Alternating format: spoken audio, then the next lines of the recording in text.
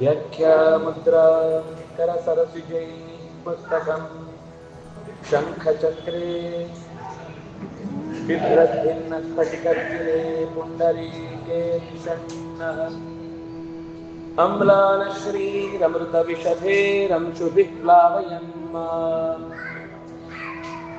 आविर्भूयादनघमहिमा मानसे वागधीशः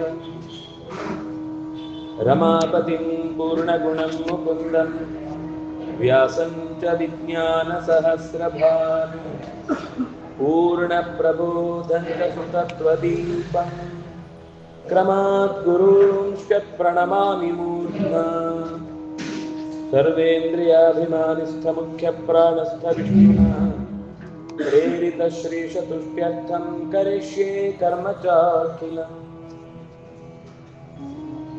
मूकोऽपि यत्प्रसादेन मुकुन्दशयनायते राजराजायते रिक्तो राघवेन्द्रं तमाश्रये स्वस्त्यस्तु सतां श्रीगुरुभ्यो नमः हरिः ओम्।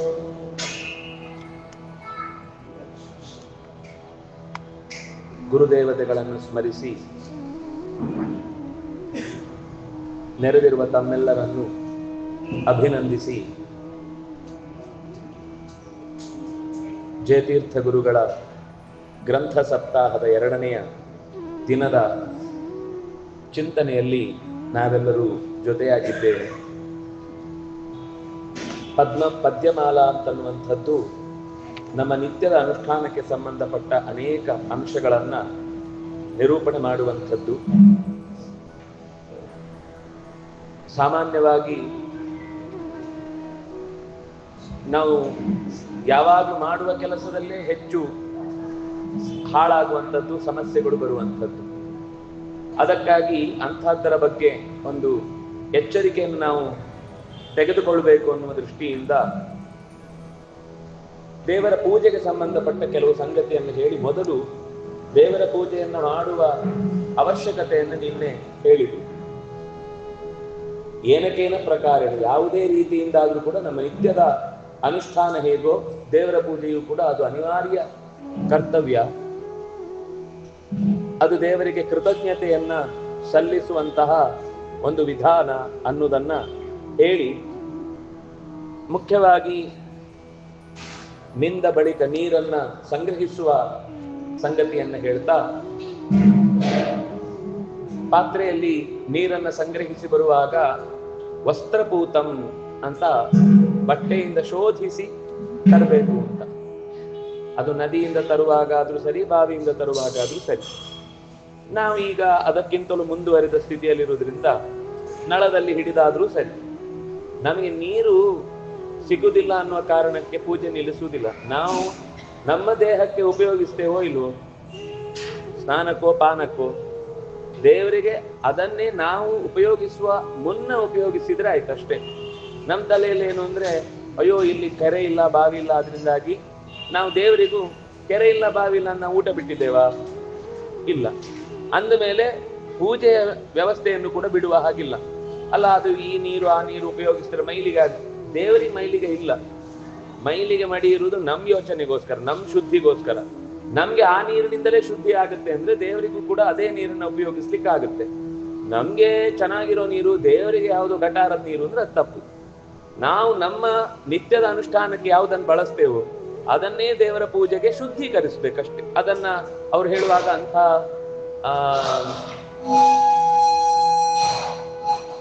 ಮಲಿನವಾದ ನೀರಿರುವ ಸಾಧ್ಯತೆ ಇದೆ ಅಂತಂದ್ರೆ ಆವಾಗ 3 ಸರ್ತಿ ಶುದ್ಧಿ ಮಾಡಿ ಅಂತಾರೆ. ಅದೇ ನೀರನ್ನು, ನೀವು ಉಪಯೋಗಿಸುವ ನೀರನ್ನೇ 3 ಸರ್ತಿ ಶುದ್ಧಿ ಮಾಡಿ ಅದನ್ನ ದೇವರ ಪೂಜೆಗೆ, ಅಂದ್ರೆ 3 ಸರ್ತಿ ಅಂತಂದ್ರೆ ಬಟ್ಟೆಯ 3 ಪದರವನ್ನು ಹಾಕ್ಬಹುದು, ಅಥವಾ 1 ಸರ್ತಿ ಶುದ್ಧಿ ಮಾಡಿದ್ಮೇಲೆ ಮತ್ತೊಂದು ಸರ್ತಿ ಇನ್ನೊಂದು ಪಾತ್ರೆಗೆ ಹಾಕುವಾಗ ಆಗ್ಬೋದು. ಅದರ ಮಧ್ಯದಲ್ಲಿ ಇರಬೇಕಾದ ಒಂದು ಎಚ್ಚರಿಕೆ ಏನು ಅಂದ್ರೆ, ನಮ್ಮ ಉಸಿರು ಅಥವಾ ನೆರಳು ಅದಕ್ಕಾದಷ್ಟು ಬೀಳದ ಹಾಗೆ ನೋಡ್ಬೇಕು. ನೆರಳಾದ್ರೂ ಕೆಲವೊಮ್ಮೆ ನಾವು ನಿಯಂತ್ರಣ ಮಾಡೋದು ಕಷ್ಟ, ಆದ್ರೆ ಉಸಿರಂತೂ ತಪ್ಪಿಸಬಹುದು. ನಮ್ಮ ಉಸಿರು ಆ ನೀರಿಗೆ ತಾಗಬಾರದು. ಯಾಕೆಂದ್ರೆ ನಾವು ದೇವರಿಗೆ ಅಂತ ಕೊಡುವ ನೀರಿನಲ್ಲಿ ಅದು ಇಷ್ಟಾದ್ರೂ ಶುದ್ಧಿಯನ್ನ ನಮಗೆ ಕಾಪಾಡಿಕೊಳ್ಳಿಕ್ಕೆ ಆಗತ್ತೆ ಎನ್ನುವ ದೃಷ್ಟಿಯಿಂದ ಈ ಮಾತನ್ನು ಹೇಳಿದ್ರು. ಭಾಂಡಂ ವರಜಲಂ ನೀತ್ವಾ ಶೋಧಯಿತ್ವಾ ಸುವಾಸಸ ತ್ರಿವಾರಂ ಶೋಧಯಿತ್ತೈವ. ತ್ರಿವಾರ 3 ಬಾರಿ ಆದ್ರೂ ಅದನ್ನು ಶೋಧನೆ ಮಾಡಬೇಕು. ಜಲಂ ಪುತ್ರೇಶ ಪುರಯೇ ದೇವಸ್ಯ ಪೂಜನಾರ್ಥಂ ಯದುದಕರ್ಣೀಯತೆ ದ್ವಿಜೈಃ ಲಿಖೇಂದ್ರ ಸಿಂಹಬೀಜಂಚ ಜಲೇ ಪೂರ್ವಾಂಗುಲೇನ ಚ.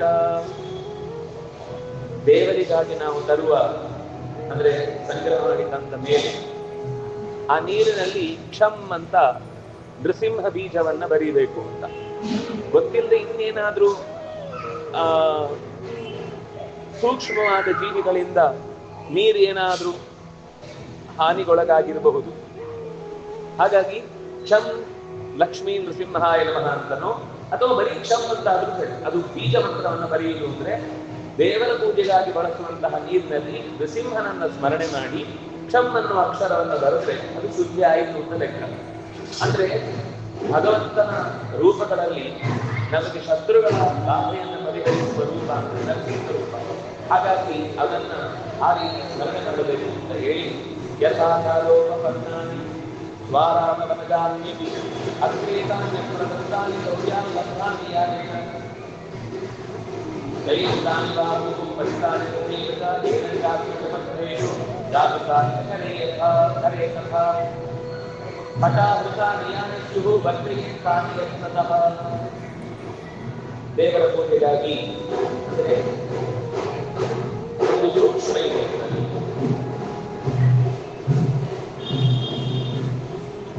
ಇವತ್ತಿನ ದಿನಗಳಲ್ಲಿ ಈ ನಿಯಮಗಳನ್ನು ನೋಡುವಾಗ ಒಂಥರ ಇಷ್ಟು ಅಸಂಗತವಾಗಿ ಹೇಳ್ತಾರೆ ಅಂತ ಅನಿಸುತ್ತೆ. ನನಗೆ ಇದರ ಪೂರ್ವದಲ್ಲಿ ಏನು ಗೊತ್ತಿರಬೇಕು ಅಂದ್ರೆ, ಪೂರ್ವ ಕಾಲದಲ್ಲಿ ಬೆಳಗ್ಗೆ ಜಪಾನುಷ್ಠಾನ ಪೂಜೆ ಎಲ್ಲ ಅಂದ್ರೆ ನಿತ್ಯದ ಕೈಕರ್ಯಗಳು ಮುಗಿದ ಮೇಲೆ ಪೂಜೆ ಮಧ್ಯಾಹ್ನ, ಬೆಳಿಗ್ಗೆ ಅಲ್ಲ.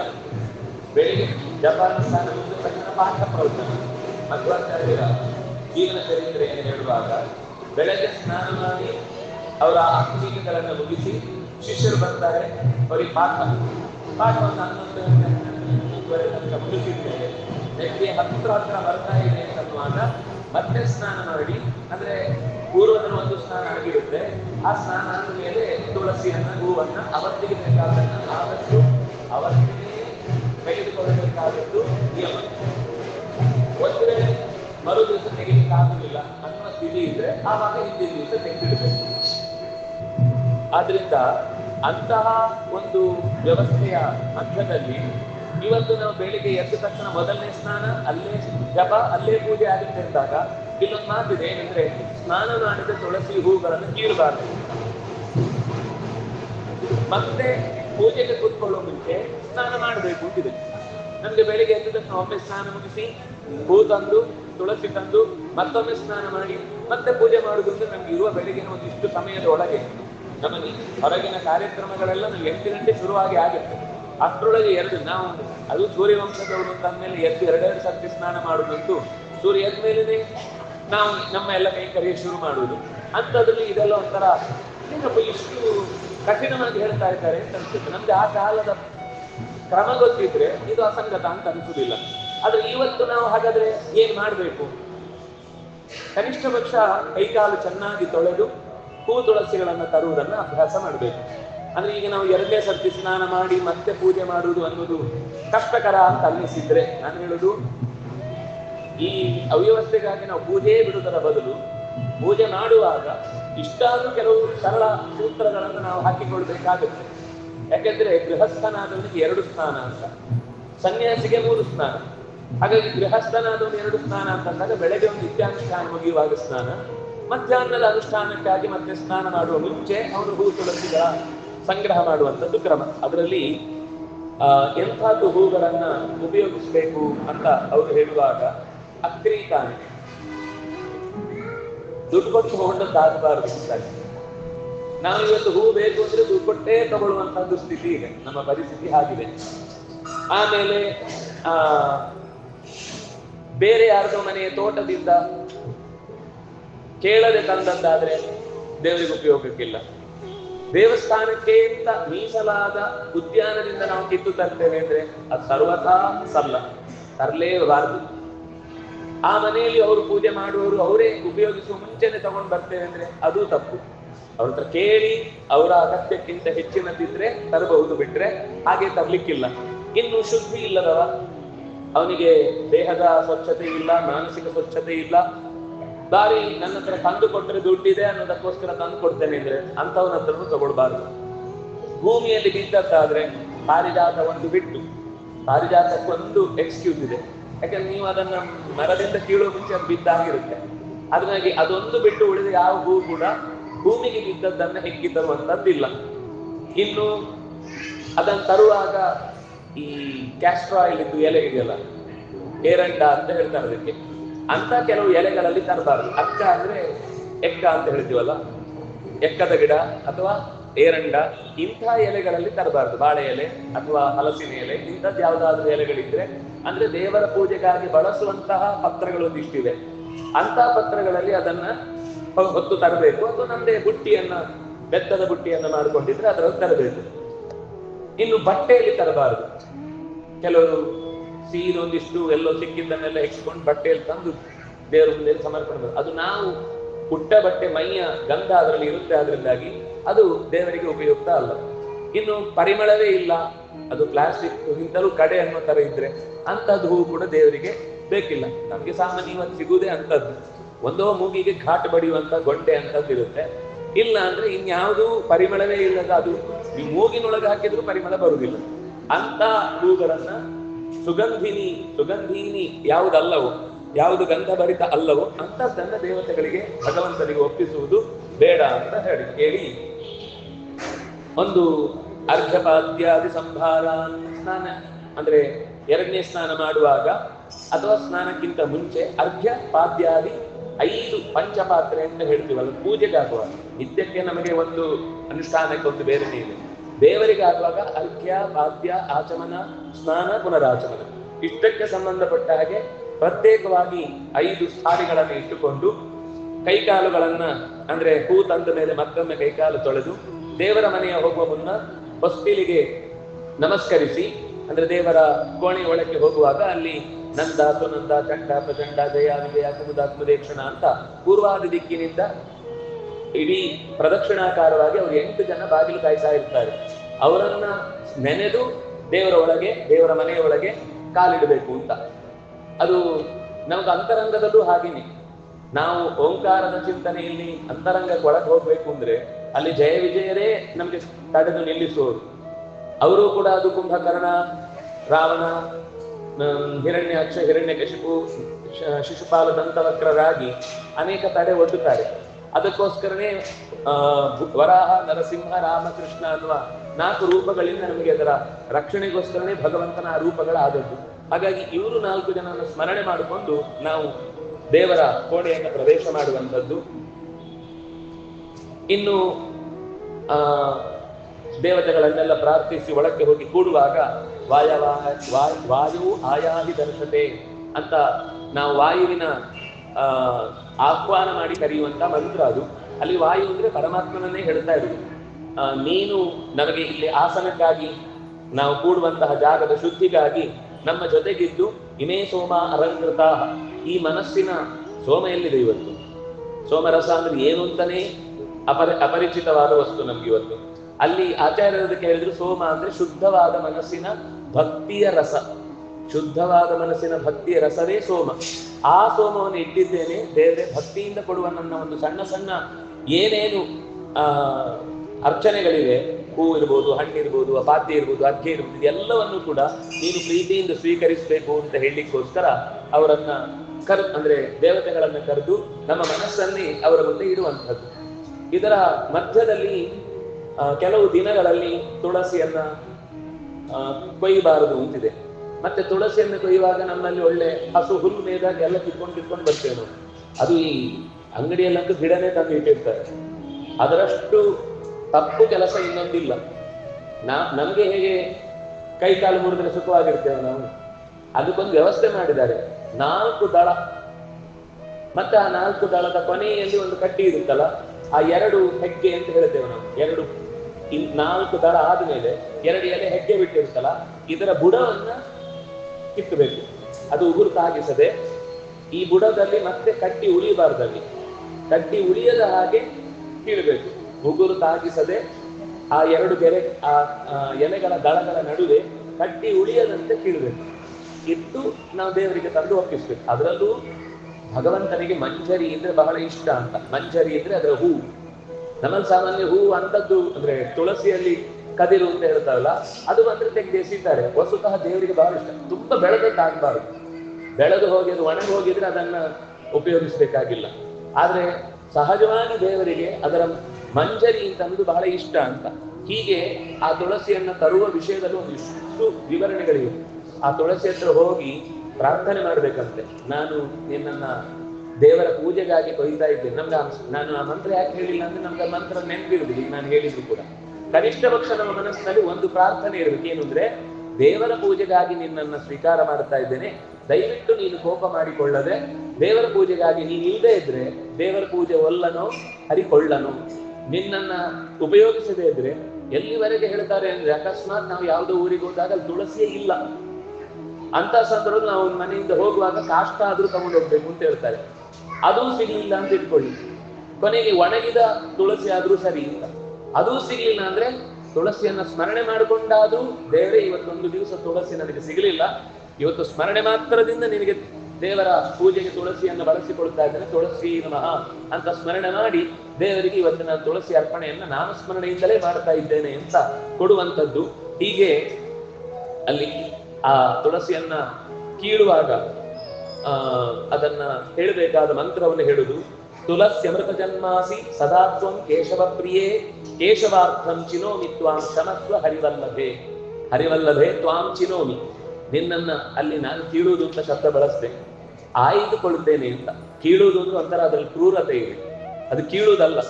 ನಿನ್ನನ್ನ ಆಯ್ದುಕೊಳ್ತೇನೆ. ದೇವರ ಪೂಜೆಗಾಗಿ ನಿನ್ನ ಒಂದು ದಳವನ್ನ, 4 ದಳಗಳಿರುವ ಒಂದು ತುದಿಯನ್ನ, ಅದು ನಮ್ಮಲ್ಲಿ ನೀವು ಸಾಮಾನ್ಯ ಈ ಕರಾವಳಿ ಪ್ರದೇಶಗಳಲ್ಲೆಲ್ಲ ಒಂದು ತುಳಸಿ ಎಲ್ಲಿಯಾದರೂ ಬದಿಯಲ್ಲಿ ಕಂಡಿತು ಅಂದ್ರೆ ಸ್ವಾಮಿಗಳೇ ಆದ್ರೂ ನೋಡಿದ್ರೆ ತಕ್ಷಣ ಅದನ್ನು ತೆಗೆದು ಪಕ್ಕಕ್ಕಿಡ್ತಾರೆ. ಅದು ನಮ್ಮ ಕಾಲಿಗಾಗಲಿ ಅಥವಾ ಎಲ್ಲಿಯಾದ್ರೂ ಹೋಗುವ ದಾರಿಗಾಗಲಿ ಅದು ಬೀಳಬಾರದು ಅಂತ. ಯಾಕೆಂದ್ರೆ ನಾವು ಮಾಡಿದ ಎಲ್ಲಾ ಪುಣ್ಯಗಳು ಹೋಗುವಂಥದ್ದು ಅಕಸ್ಮಾತ್ ಅದು ನಿರ್ಮಾಲ್ಯವೋ ಅಥವಾ ಉಪಯೋಗಿಸಿದ ತುಳಸಿಯೋ ಆಗಿದ್ರೆ ಕಾಲಡಿಗೆ ಬಿದ್ರೆ ಅದಕ್ಕಿಂತ ಬೇರೆ ತಪ್ಪಿನ ಕೆಲಸ ಮತ್ತೊಂದಿಲ್ಲ ಅಂತ. ಯಾಕಂದ್ರೆ ಅಷ್ಟು ಒತ್ತು ಕೊಡ್ತಾರೆ. ನಮ್ಮಲ್ಲಿ ಏನಂದ್ರೆ ರಾಶಿ ರಾಶಿ ತುಳಸಿಗಳನ್ನ ಅದರ ಮೇಲೆ ಓಡಾಡಿಕೊಂಡು, ಅದರ ಮೇಲೇನೆ ಅಲಂಕಾರ ಮಾಡಿಕೊಂಡು, ಅದರ ಮೇಲೇನೆ ಕಾಲಿಟ್ಟುಕೊಂಡು ಒಂಥರ ಅದನ್ನು ಹೇಗೆ ಬಳಸಬೇಕು ಅನ್ನುವ ಪ್ರಜ್ಞೆ ಇಲ್ಲದೆ ನಾವು ಉಪಯೋಗಿಸ್ತೇವೆ ಕೆಲವೊಮ್ಮೆ. ಯಾವ ಕಾರಣಕ್ಕೂ ಅದು ನಮ್ಮ ಮೈಗೆ, ಕೈಗೆ, ಕಾಲಿಗೆ ತಾಗಬಾರದು. ದೇವರಿಗೆ ಬಿಟ್ಟರೆ ನಮ್ಮ ಬೆರಳಿನ ತುದಿಯಲ್ಲಿ ಮಾತ್ರ ಅದರ ಸ್ಪರ್ಶ ಆಗ್ಬೇಕು. ಇನ್ಯಾವ ಶರೀರದ ಭಾಗದಿಂದಲೂ ಅದಕ್ಕೆ ಸ್ಪರ್ಶ ಆಗದಂತೆ ನೋಡಿಕೊಳ್ಬೇಕು ಅಂತ ಎಚ್ಚರಿಸ್ತಾರೆ. ಹೀಗೆ ತುಳಸಿಯನ್ನ ಆಯ್ಕೆ ಮಾಡುವಾಗ ಭಾನುವಾರ, ಶುಕ್ರವಾರ, ಮಂಗಳವಾರ ಇಂತಹ ದಿನಗಳಲ್ಲಿ ಮತ್ತು ದ್ವಾದಶಿ, ಏಕಾದಶಿ ದಿವಸ ಸಾಮಾನ್ಯವಾಗಿ ಕೊಯ್ದಿಟ್ಕೊಳ್ಬಹುದು. ಮಧ್ಯಾಹ್ನ ಊಟದ ನಂತರ ತುಳಸಿಯನ್ನ ಆಹರಣ ಮಾಡಬಾರದು. ಯಾಕಂದ್ರೆ ಅದಕ್ಕೂ ಕೂಡ ಒಂದು ನಿಯಮ ಇದೆ. ನಮ್ಗೆ ಬೇಕು ಅಂತ ಆದಾಗೆಲ್ಲ ತರಬಾರದು ಅಂತ ನಿಯಮ ಇದೆ.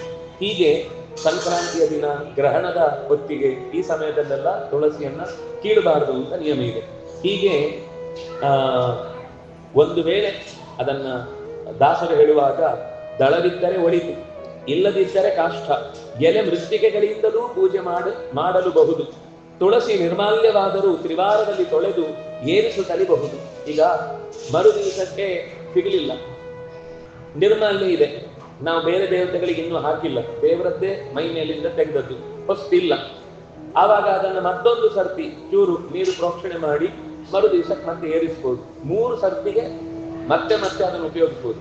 4ನೇ ಸರ್ತಿಗೆ ಆಗುವಾಗ ಅದು ಬಾಡುತ್ತೆ ಅಥವಾ ಅದು ಕೊಳೆಯುತ್ತೆ, ಏನೋ ಆಗುತ್ತೆ, ಅಂದಾಗಿ ಬಳಸ್ಲಿಕ್ಕಿಲ್ಲ. ಅಂದ್ರೆ ಇದು ನಮಗೆ ಸಿಗುವುದಿಲ್ಲ ಅನ್ನುವ ಸ್ಥಿತಿ ಇದ್ದಾಗ, ಅದರಿಂದಾಗಿ ಅವ್ರಿಗೆ ಎಷ್ಟು ತುಳಸಿಯನ್ನ ಪೂಜೆಯಲ್ಲಿ ಬಳಸಲೇಬೇಕು ಅನ್ನೋದಕ್ಕೋಸ್ಕರ ಈ ಸರಳ ವಿಧಾನಗಳನ್ನು ನಮಗೆ ಬಿಡಿಸಿ ಹೇಳುವುದು ಹೊರತು, ನಮಗೆ ಸುಲಭ ಆಯಿತು ಅಂತ ಹೇಳಿ ತೊಳೆದಾಕುದು. ವಸುದ ಮೊದಲನೇ ಸರ್ತಿ ತೊಳಿಬಾರದು, ನೀರಲ್ಲಿ ಯಾವತ್ತು ಮುಳುಗಿಸಿ ತೆಗಿಬಾರದು. ಅಂದ್ರೆ ದೇವರಿಗೆ ಏರಿಸಲಿಕ್ಕಿರುವ ತುಳಸಿಯನ್ನು, ಯಾಕೆಂದ್ರೆ ಗಿಡದಲ್ಲಿ ಅತ್ಯಂತ ಸಹಜವಾಗಿ ಅದು ಎಳೆಯಾಗಿ ಚೆನ್ನಾಗಿರುತ್ತೆ. ಹೂವೆಲ್ಲಾದ್ರೆ ನಾವು ತೊಳೆದು ಹಾಕಬೇಕು ಅಂತಿದೆ, ತುಳಸಿಯನ್ನು ತೊಳೆದು ಹಾಕುವ ಕ್ರಮ ಇಲ್ಲ. ಆದ್ರೆ ನಿರ್ಮಾಲ್ಯ ಆಗಿದ್ರೆ ಮರು ದಿವಸ ಒಳ್ಳೆ ನೀರಿನಿಂದ ಪ್ರೋಕ್ಷಣೆ ಮಾಡಿ ಮತ್ತೆ ದೇವರಿಗೆ ಏರಿಸುವಂತಹ ಕ್ರಮವನ್ನು ಹೇಳುತ್ತಾರೆ. ತುಳಸಿ ಒಣಗಿದ್ದರೂ ಸರಿ, ದೇಶ ದೋಷಗಳಿಲ್ಲ. ತುಳಸಿ ರಹಿತನಾದ ಪೂಜೆಯು ಎಂದೂ ಸಲ್ಲದು. ತುಳಸಿ ತುಳಸಿ ಎಂದು ನಾಮ ಸ್ಮರಣೆಯಾದರೂ ಮಾಡಿ ಜಲಜಾಕ್ಷನ ಅರ್ಚಿಸಿರಯ್ಯ ಅಂತ ವಿಜಯದಾಸರ ಪದ್ಯದಲ್ಲಿ ತುಳಸಿಯ ಆರಾಧನೆಯ ಬಗ್ಗೆ, ತುಳಸಿ ದೇವರ ಪೂಜೆಯ ಅನಿವಾರ್ಯ ಅಂಗ ಅನ್ನೋದರ ಬಗ್ಗೆ ಅವರು ಅಷ್ಟು ಒತ್ತು ಕೊಟ್ಟು ಹೇಳುತ್ತಾರೆ.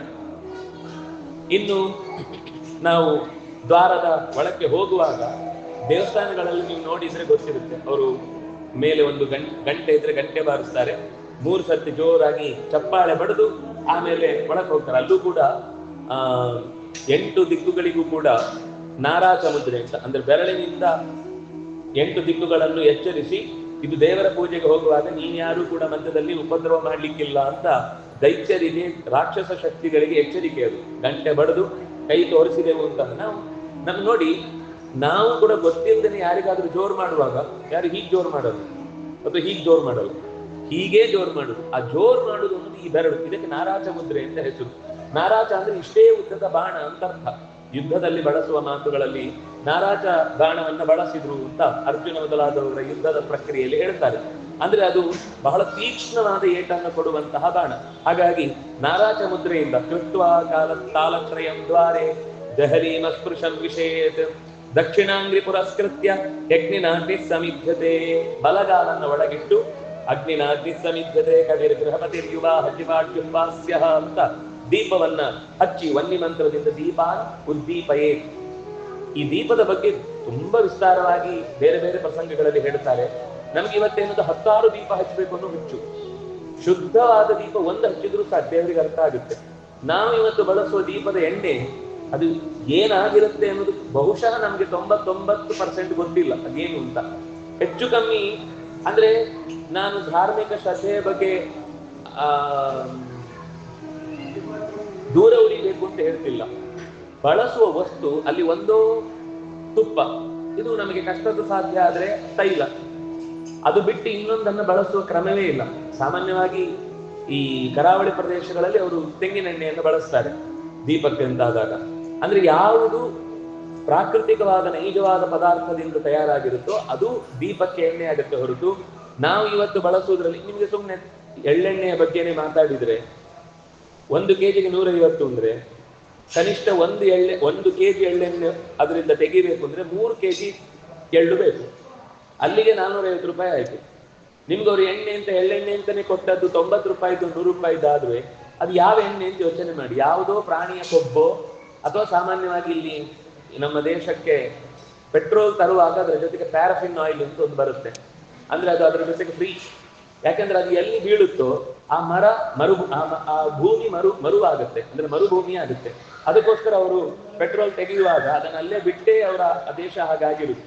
ಅದಕ್ಕೋಸ್ಕರ ಅದನ್ನ ತಗೊಳ್ಳೇಬೇಕು. ನೀವು ಎಷ್ಟು ಲೀಟರ್ ಬಂದ್ರು ಆ ಪ್ಯಾರಾಫಿನ್ ಆಯಿಲ್ ಕೊಡ್ತಾರೆ. ಅದನ್ನೇನ್ ಮಾಡ್ತಾರೆ ಈ ಎಣ್ಣೆಯ ಕಾರ್ಖಾನೆಯವರೆಲ್ಲ ಅದನ್ನು ತಗೊಂಡು, ಯಾಕೆಂದ್ರೆ ಅದರದ್ದೊಂದು ಸ್ವಭಾವ ಏನಂದ್ರೆ ನೀವು ಯಾವ ಎಣ್ಣೆ ಜೊತೆಗೆ ಮಿಕ್ಸ್ ಮಾಡಿದ್ರು ಆ ಎಣ್ಣೆ ಜೊತೆಗೆ ಹೊಂದ್ಕೊಳ್ಳುತ್ತದೆ.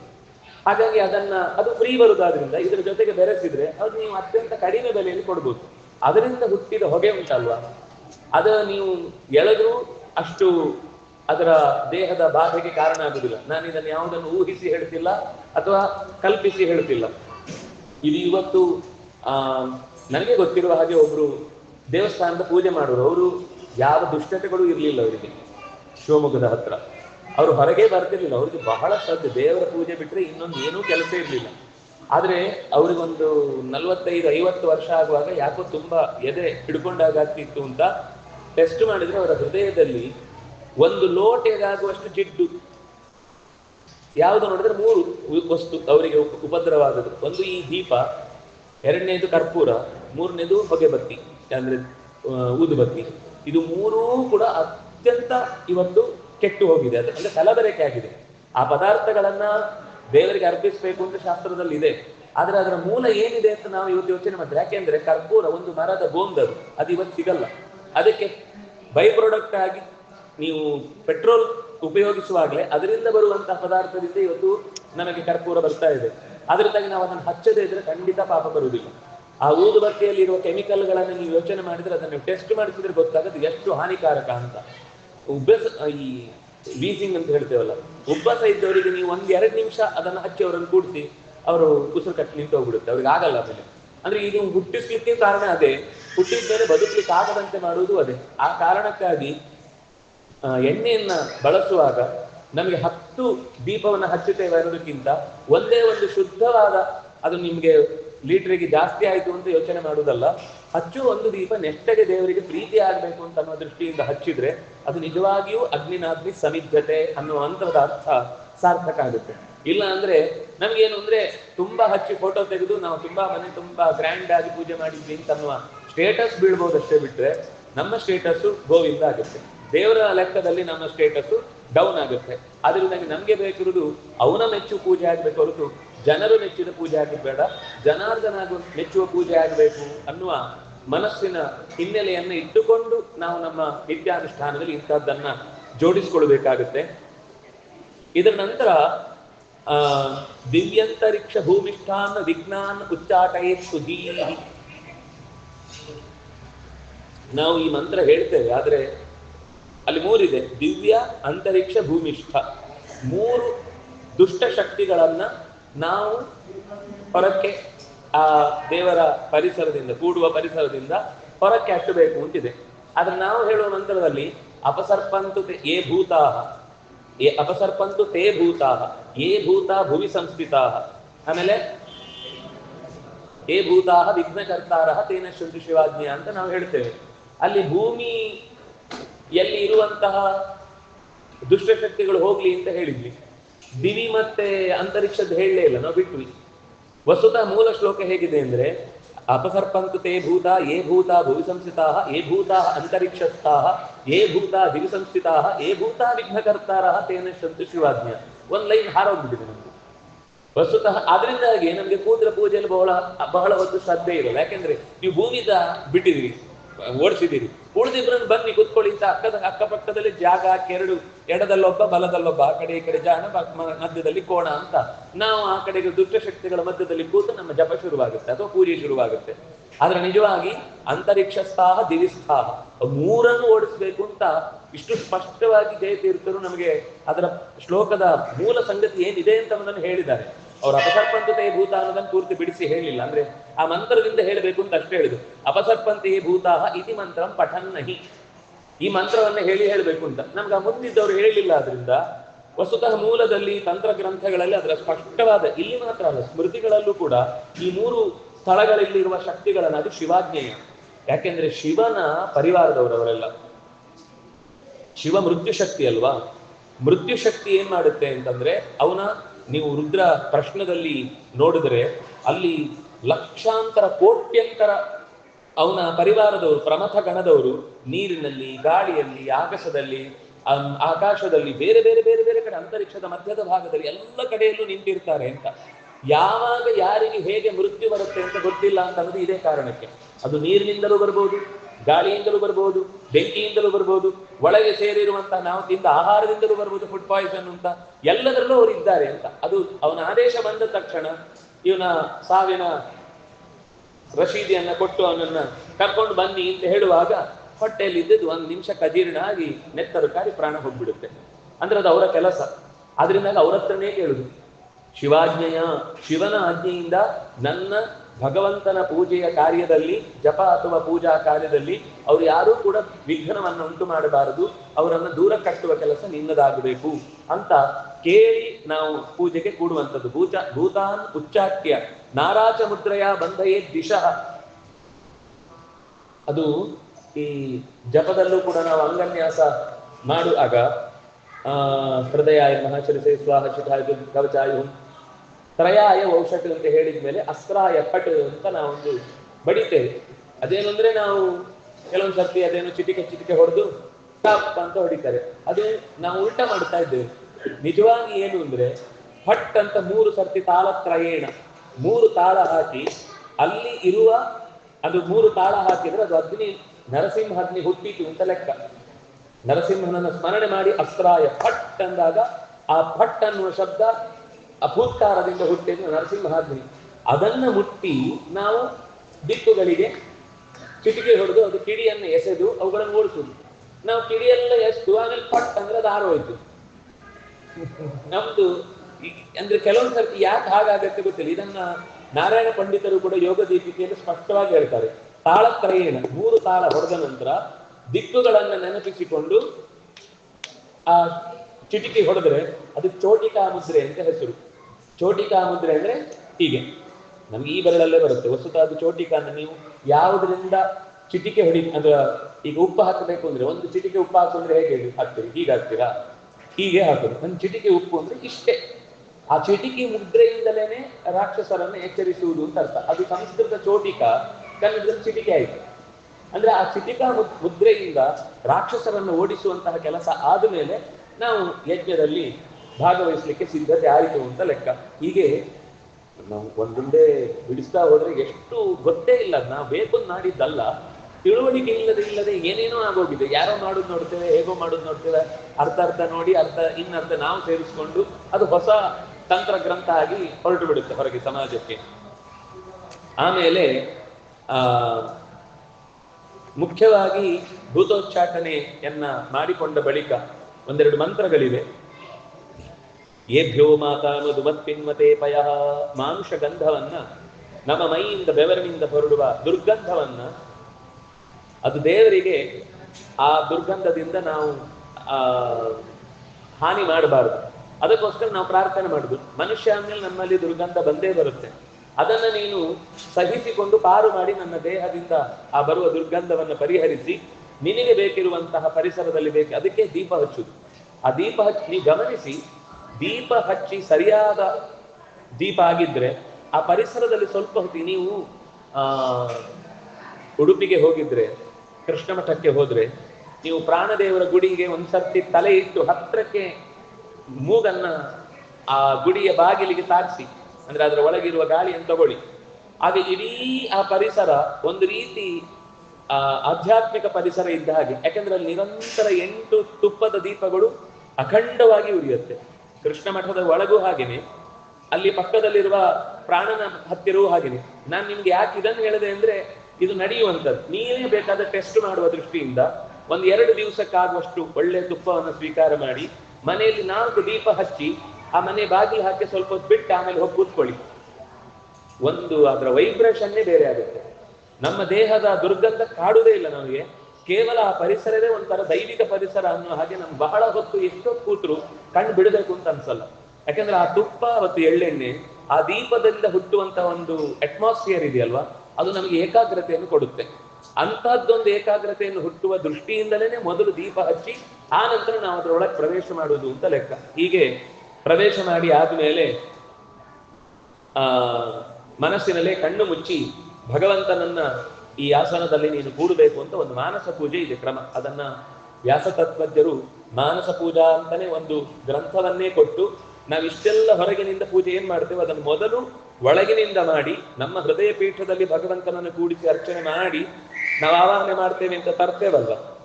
ಯಥಾ ಯಾವಾಗ ಹೃದಯ ಹೃತ್ಕಮಲ ಮಧ್ಯಾತ್ ಪೀಠೆ ಆವಾಹಯಾಮಿ ಅಂತ ಹೇಳುವಷ್ಟರಲ್ಲಿ ಮೊದಲು ಪೀಠದಲ್ಲಿ ಕೂಡಿಸಿ ಅವನಿಗೆ ಎಲ್ಲ ಉಪಚಾರ ಆಗಿರ್ಬೇಕಲ್ಲ, ಅದು ಮಾನಸ ಪೂಜೆ.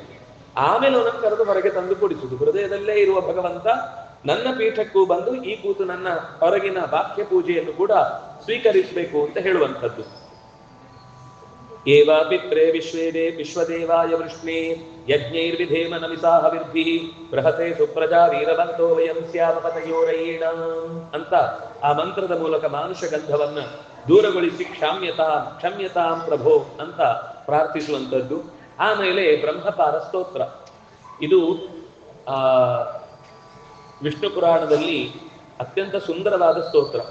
ಆರಂಭದಲ್ಲಿ ಇದನ್ನು ಹೇಳಿ ಮತ್ತೆ ಸಂಕಲ್ಪಾದಿಗಳನ್ನು ಮಾಡುವುದು ಅಂತ. ಬ್ರಹ್ಮಪಾರಮ್ಮನೇ ಶ್ರೋತು ಮಿಚ್ಛಾವ ಪರಮಂ ಸ್ತವಂ ಜಪತಾ ಕಂಡುನಾ ದೇವೋ ಏನಾರಾಧ್ಯತ ಕೇಶವ ಅಂತ ಕೇಶವನನ್ನ ಕಂಡು ಅನ್ನುವ ಋಷಿ ಕಂಡ ಮಂತ್ರ. ಅದು ಬಹಳ ಅದ್ಭುತವಾದ ಮಂತ್ರ. ಕೇವಲ ಮಂತ್ರದ ಪಾರಾಯಣ ಮಾಡಿದ್ರೆ ಪೂಜೆಯ ಫಲ ಇದೆ ಎಂದಿದೆ. ಏನು 8-9 ಶ್ಲೋಕಗಳಿರುವಂತಹ ಅತ್ಯಂತ ಸುಂದರವಾದ ಭಗವಂತನ ಪಾರಮ್ಯವನ್ನು ಹೇಳುವಂತಹ ಸ್ತೋತ್ರ. ಹಾಗಾಗಿ ಅಲ್ಲಿ ಸೋಮ ಹೇಗೆ ಕಂಡು ಭಗವಂತನನ್ನ ಕಂಡ ಅಂತ ಹೇಳಿಕೆ ಆ ಮಂತ್ರವನ್ನು ಹೇಳಿ, ಅದು ಮೊದಲನೇ ಅಧ್ಯಾಯದ ಆರಂಭದಲ್ಲೇ ಬರುತ್ತೆ. ಮೊದಲನೇ ಅಂಶದ 15ನೇ ಅಧ್ಯಾಯದಲ್ಲಿ ಬರುವಂತಹ ಸ್ತೋತ್ರ ಅದು. ಬ್ರಹ್ಮಪಾರ ಸ್ತೋತ್ರ ಅಂತ ಕರೀತಾರೆ ಅದನ್ನ. ಅದರ ಸ್ತೋತ್ರ ವಿವರಣೆ ಮಾಡ್ಲಿಕ್ಕೆ ಹೋದ್ರೆ ಅದು ಒಂದು ತುಂಬಾ ಅದ್ಭುತವಾದದ್ದು, ಒಂದರ ನಂತರ ಒಂದು ಭಗವಂತನ ಪಾರಮ್ಯವನ್ನು ಹೇಳುವಂಥದ್ದು. ಪಾರಂಪರಂ ವಿಷ್ಣುರ ಪಾರ ಪಾರ ಪರಪರಾಣಾಮತಿ ಪಾರ ಪಾರ ಸಬ್ರಹ್ಮ ಪಾರ ಪರಪಾರ ಭೂತ ಪರಸ್ಪರೇಭ್ಯ ಪರಮಾರ್ಥ ರೂಪಿ. ನಮ್ಗೆ ಪರಪರ ಅಂತ ಮೈ ಪರಚ್ಕೊಂಡು ಹಾಗೆ ಅನ್ನಿಸುತ್ತೆ, ಬಿಟ್ರೆ ಅದರ ವಿಶೇಷತೆ ಏನು ಅಂತ ಪಕ್ಕ ಅರ್ಥ ಆಗುದಿಲ್ಲ. ಅದರ ಹಿಂದೆ ಮುಂದೆ ಅದನ್ನ ಅವನು ಹೇಗೆ ಅನುಭವಿಸಿದ ಅನ್ನೋದು ಗೊತ್ತಾದಾಗ ಆ ಸ್ತೋತ್ರದ ಸ್ವಾರಸ್ಯ ಇನ್ನಷ್ಟು ಹೆಚ್ಚು ಅರ್ಥ ಆಗುತ್ತೆ. ಆ ನಂತರ ಘಂಟಾ ದೇವತೆಯನ್ನ ನಾವು ದೇವರನ್ನ ಆಗಮಾರ್ಥಂತು ದೇವಾನಾಂ ಗಮನಾರ್ಥಂತು ರಕ್ಷಸಾಂ ಕುರುವೆ ಘಂಟಾರವಂತತ್ರ ದೇವತಾ ಕ್ವಾನಲಾಂಛನಂ ಅಂತ ಆ ಗಂಟೆಯನ್ನ ದನಿ ಬಡಿಯುವಾಗ ಉಪನಿಷತ್ ಇದ್ರ ಬಗ್ಗೆ ಹೇಳುತ್ತೆ, ಹೇಗ್ ಬಡಿಬೇಕು ಅಂತ. ನಮ್ಗೆ ಇವತ್ತು ಗೊತ್ತಿಲ್ಲ.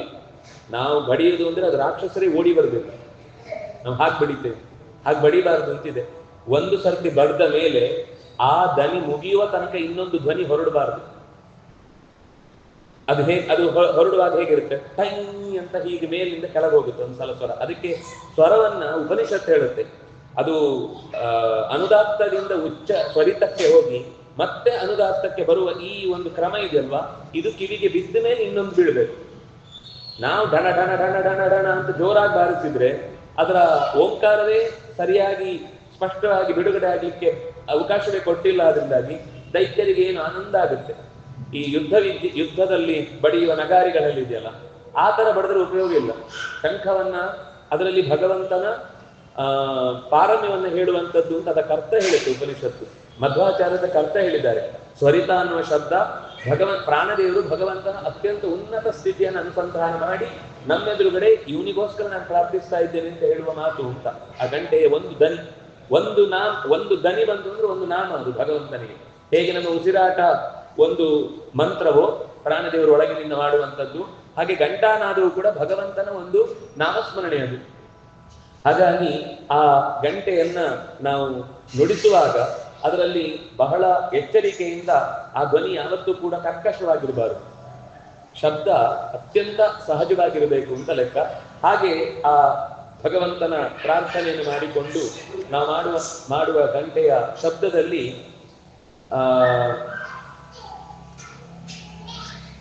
ಯಾವಾಗ ನುಡಿಸ್ಬೇಕು, ಅದು ಸ್ನಾನದ ಕಾಲದಲ್ಲಿ ದೇವರಿಗೆ ಪಂಚಾಮೃತವೋ ಅಥವಾ ಶುದ್ಧೋದಕವೋ ಇದನ್ನು ಅಭಿಷೇಕ ಮಾಡುವಾಗ ಘಂಟಾನಾದ ಇದೆ. ಆಮೇಲೆ ದೀಪವನ್ನ ಧೂಪವನ್ನ ನೈವೇದ್ಯ ಕಾಲದಲ್ಲಿ ಮತ್ತು ದೇವರನ್ನ ಮಲಗಿಸುವ ಸಮಯಕ್ಕೆ, ಇಷ್ಟು ಸಮಯಗಳಲ್ಲಿ ಘಂಟಾನಾದವನ್ನ ಅದು ಠೈ ಠೈ ಠೈ. ನೀವು ಕೇರಳದಲ್ಲಿ ನೋಡಿದ್ರೆ ಇದರದ್ದು ಸ್ಪಷ್ಟ ಗೊತ್ತಿರುತ್ತೆ. ಅವ್ರು ಯಾವತ್ತೂ ಗಣ ಗಣ ಅಂತ ಬಾರಿಸುವುದಿಲ್ಲ. ಅವ್ರು ಬಾರಿಸುವಾಗ ಬಾರಿಸುವ ಶಬ್ದಕ್ಕೆ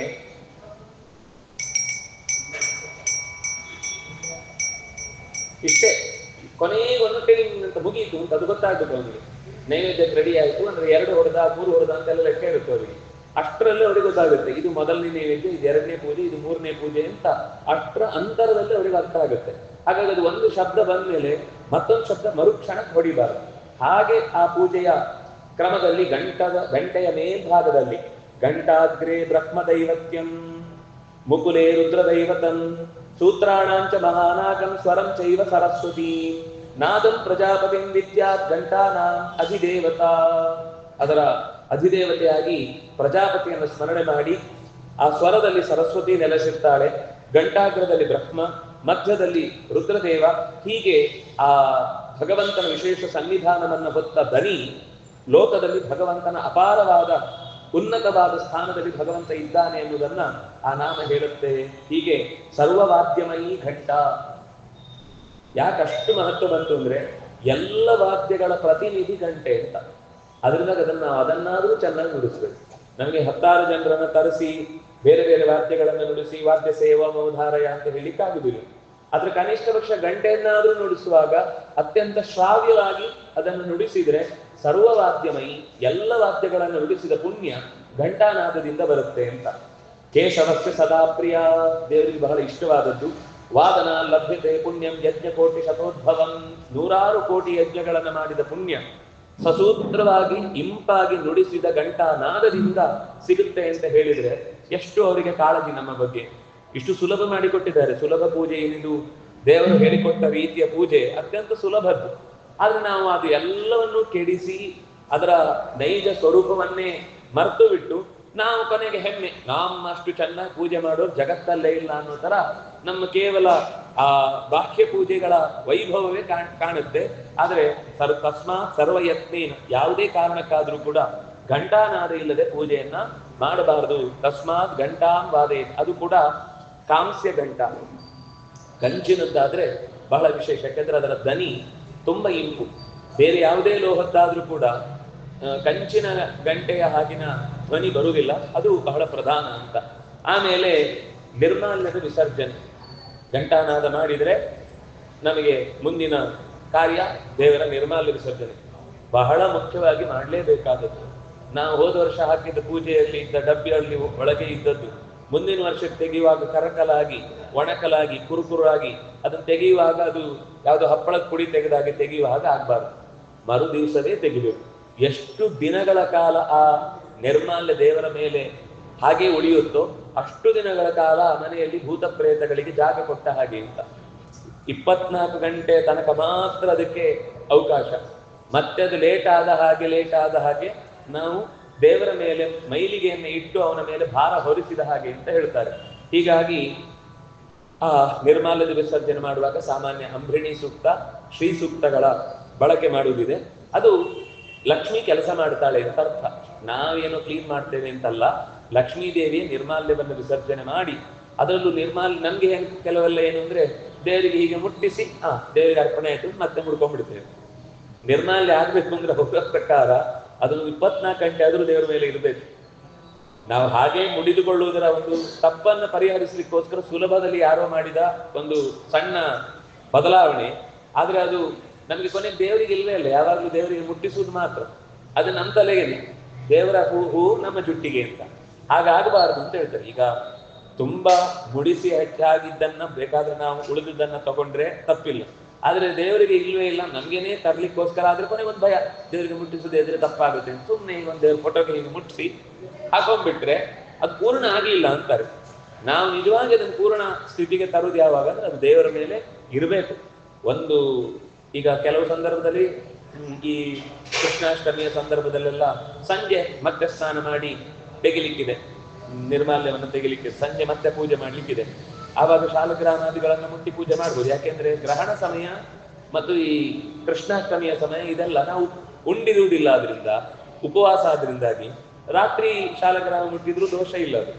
ಅದು ಬಿಟ್ಟು ಬೇರೆ ಸಂದರ್ಭದಲ್ಲಿ ಸಂಜೆ ಹೊತ್ತಿಗೆಲ್ಲ ಶಾಲಗ್ರಾಮಾದಿಗಳನ್ನ ಪೂಜೆ ಮಾಡುವ ಕ್ರಮ ಇಲ್ಲ.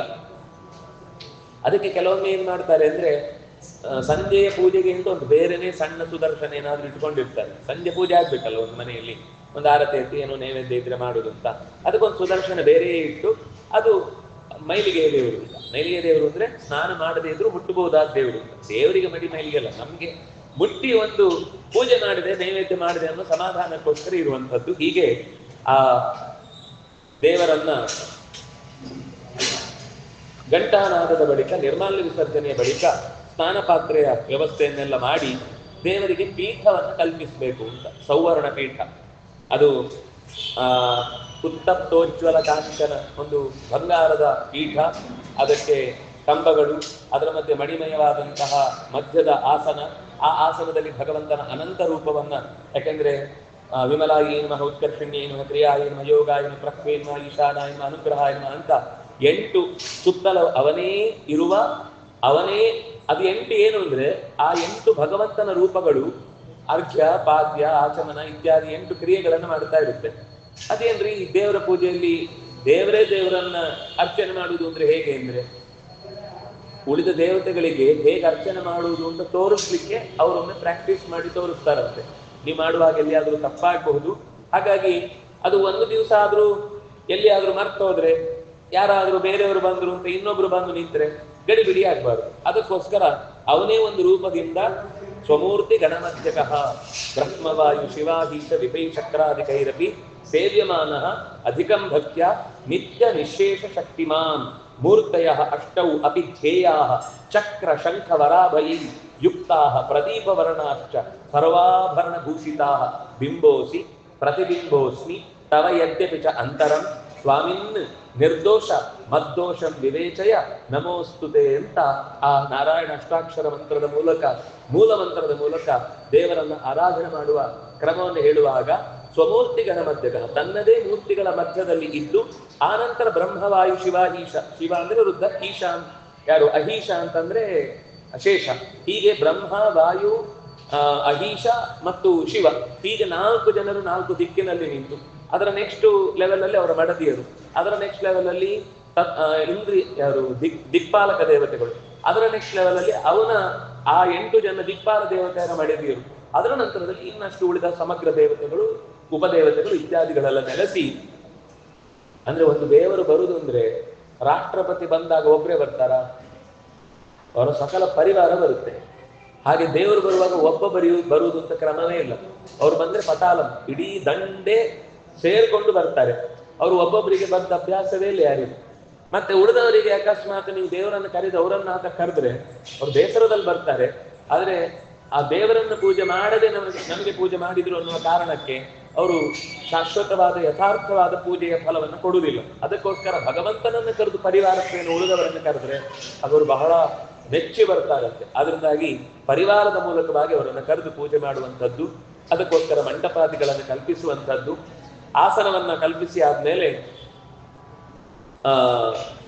ಮುಖ್ಯವಾಗಿ ಅಲ್ಲಿ ಆಸನದಲ್ಲಿ ನಾವು ಕೂಡ ಕೂಡುವಾಗ ಎಂಥ ಆಸನಗಳನ್ನು ಬಳಸಬೇಕು, ಪ್ರಾಣಾಯಾಮ ಒಂದಾಗಬೇಕು ಅಂತ ಹೇಳಿದ್ದಾರೆ. ನಮಗೆ ಪ್ರಾಣಾಯಾಮದ ಬಗ್ಗೆ ಏನೂ ಗೊತ್ತೇ ಇಲ್ಲ, ಇವತ್ತು ಹೆಚ್ಚು ಕಮ್ಮಿ ಮರ್ತೇ ಬಿಟ್ಟಿದ್ದೇವೆ ನಾವು ಪ್ರಾಣಾಯಾಮದ ಸಂಗತಿಯನ್ನ. ಅದು ಪ್ರಾಣಾಯಾಮ ಅಂದ್ರೆ ಏನಂದ್ರೆ ಮೂಗಿಡ್ಕೊಂಡು ಭೂ ಭುವ ಸ್ವಾಮಃ ಅಂತ ಮಂತ್ರ ಹೇಳ್ತಾ ಇರ್ತೇವೆ ನಾವು. ವಸ್ತು ಪ್ರಾಣಾಯಾಮ ಅಂದ್ರೆ ಆಗ ಮೂಗಲ್ಲಿ ಗಾಳಿ ಒಳಗೆ ಹೊರಗೆ ಹೋಗಬಾರದು, ಬಾಯಿ ಬಿಡಿ, ಮೂಗಲ್ಲೂ ಗಾಳಿ ಒಳಗೆ ಹೊರಗೆ ಹೋಗ್ಬಾರ್ದು, ಕುಂಭಕ ಸ್ಥಿತಿಗೆ ಹೋಗ್ಬೇಕಾದದ್ದು. ಅಂದ್ರೆ ಬಲಮೂಗಿನಿಂದ ಗಾಳಿಯನ್ನು ಬಿಟ್ಟು ಎಡಮೂಗಿನಿಂದ ಗಾಳಿಯನ್ನು ಸ್ವೀಕರಿಸಿ, ಆಮೇಲೆ ಮೂಲಬಂಧ ಮತ್ತು ಉಡ್ಡಿಯಾನ ಬಂಧ, ಅಂದ್ರೆ ನಾವು ಮಲದ್ವಾರದಲ್ಲಿ ಗಾಳಿ ಹೋಗುವ ಜಾಗವನ್ನ ಮೇಲಕ್ಕೆ ಎತ್ತರಿಸಿ, ಅಂದ್ರೆ ಇಲ್ಲಿಯ ಸ್ನಾಯುಗಳೆಲ್ಲ ಮೇಲ್ಮುಖವಾಗಿರುತ್ತೆ, ಇಲ್ಲಿಯ ಭಾಗದ ಗಾಳಿ ಹೊರಗೆ ಬರುವುದಿಲ್ಲ. ನೀವು ಗಾಳಿ ತುಂಬಿಕೊಂಡ್ರು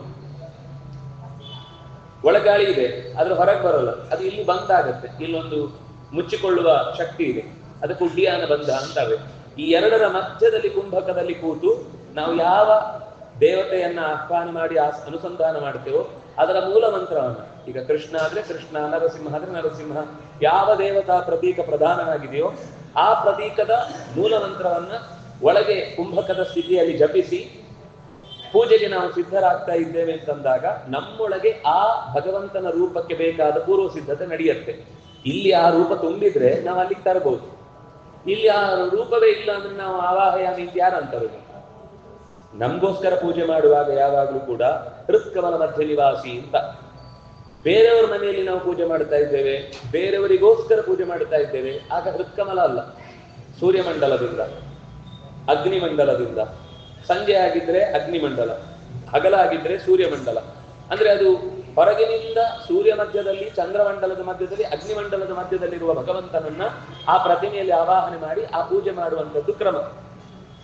ಅದರಿಂದಾಗಿ ನಮ್ಮ ನಿತ್ಯಾನುಷ್ಠಾನಕ್ಕಾಗುವಾಗ ನಮ್ಮ ಹೃತ್ಕಮಲದ ಮಧ್ಯದಲ್ಲಿರುವ ಭಗವಂತನ ರೂಪವನ್ನ ಪ್ರತೀಕದಲ್ಲಿ ಆಹ್ವಾನ ಮಾಡಿ ಆ ಮೂಲಕ ಅಲ್ಲಿ ಸ್ಥಾಪಿತೋಭವ, ಸಂಸ್ಥಾಪಿತೋಭವ, ಅವಗುಂಠಿತೋಭವ, ಅವಗುಂಠನೋಭವ ಅಂತ ಹೀಗೆ ಆ ಸ್ಥಾನದಲ್ಲಿ ಕೂಡಿಸುವುದು.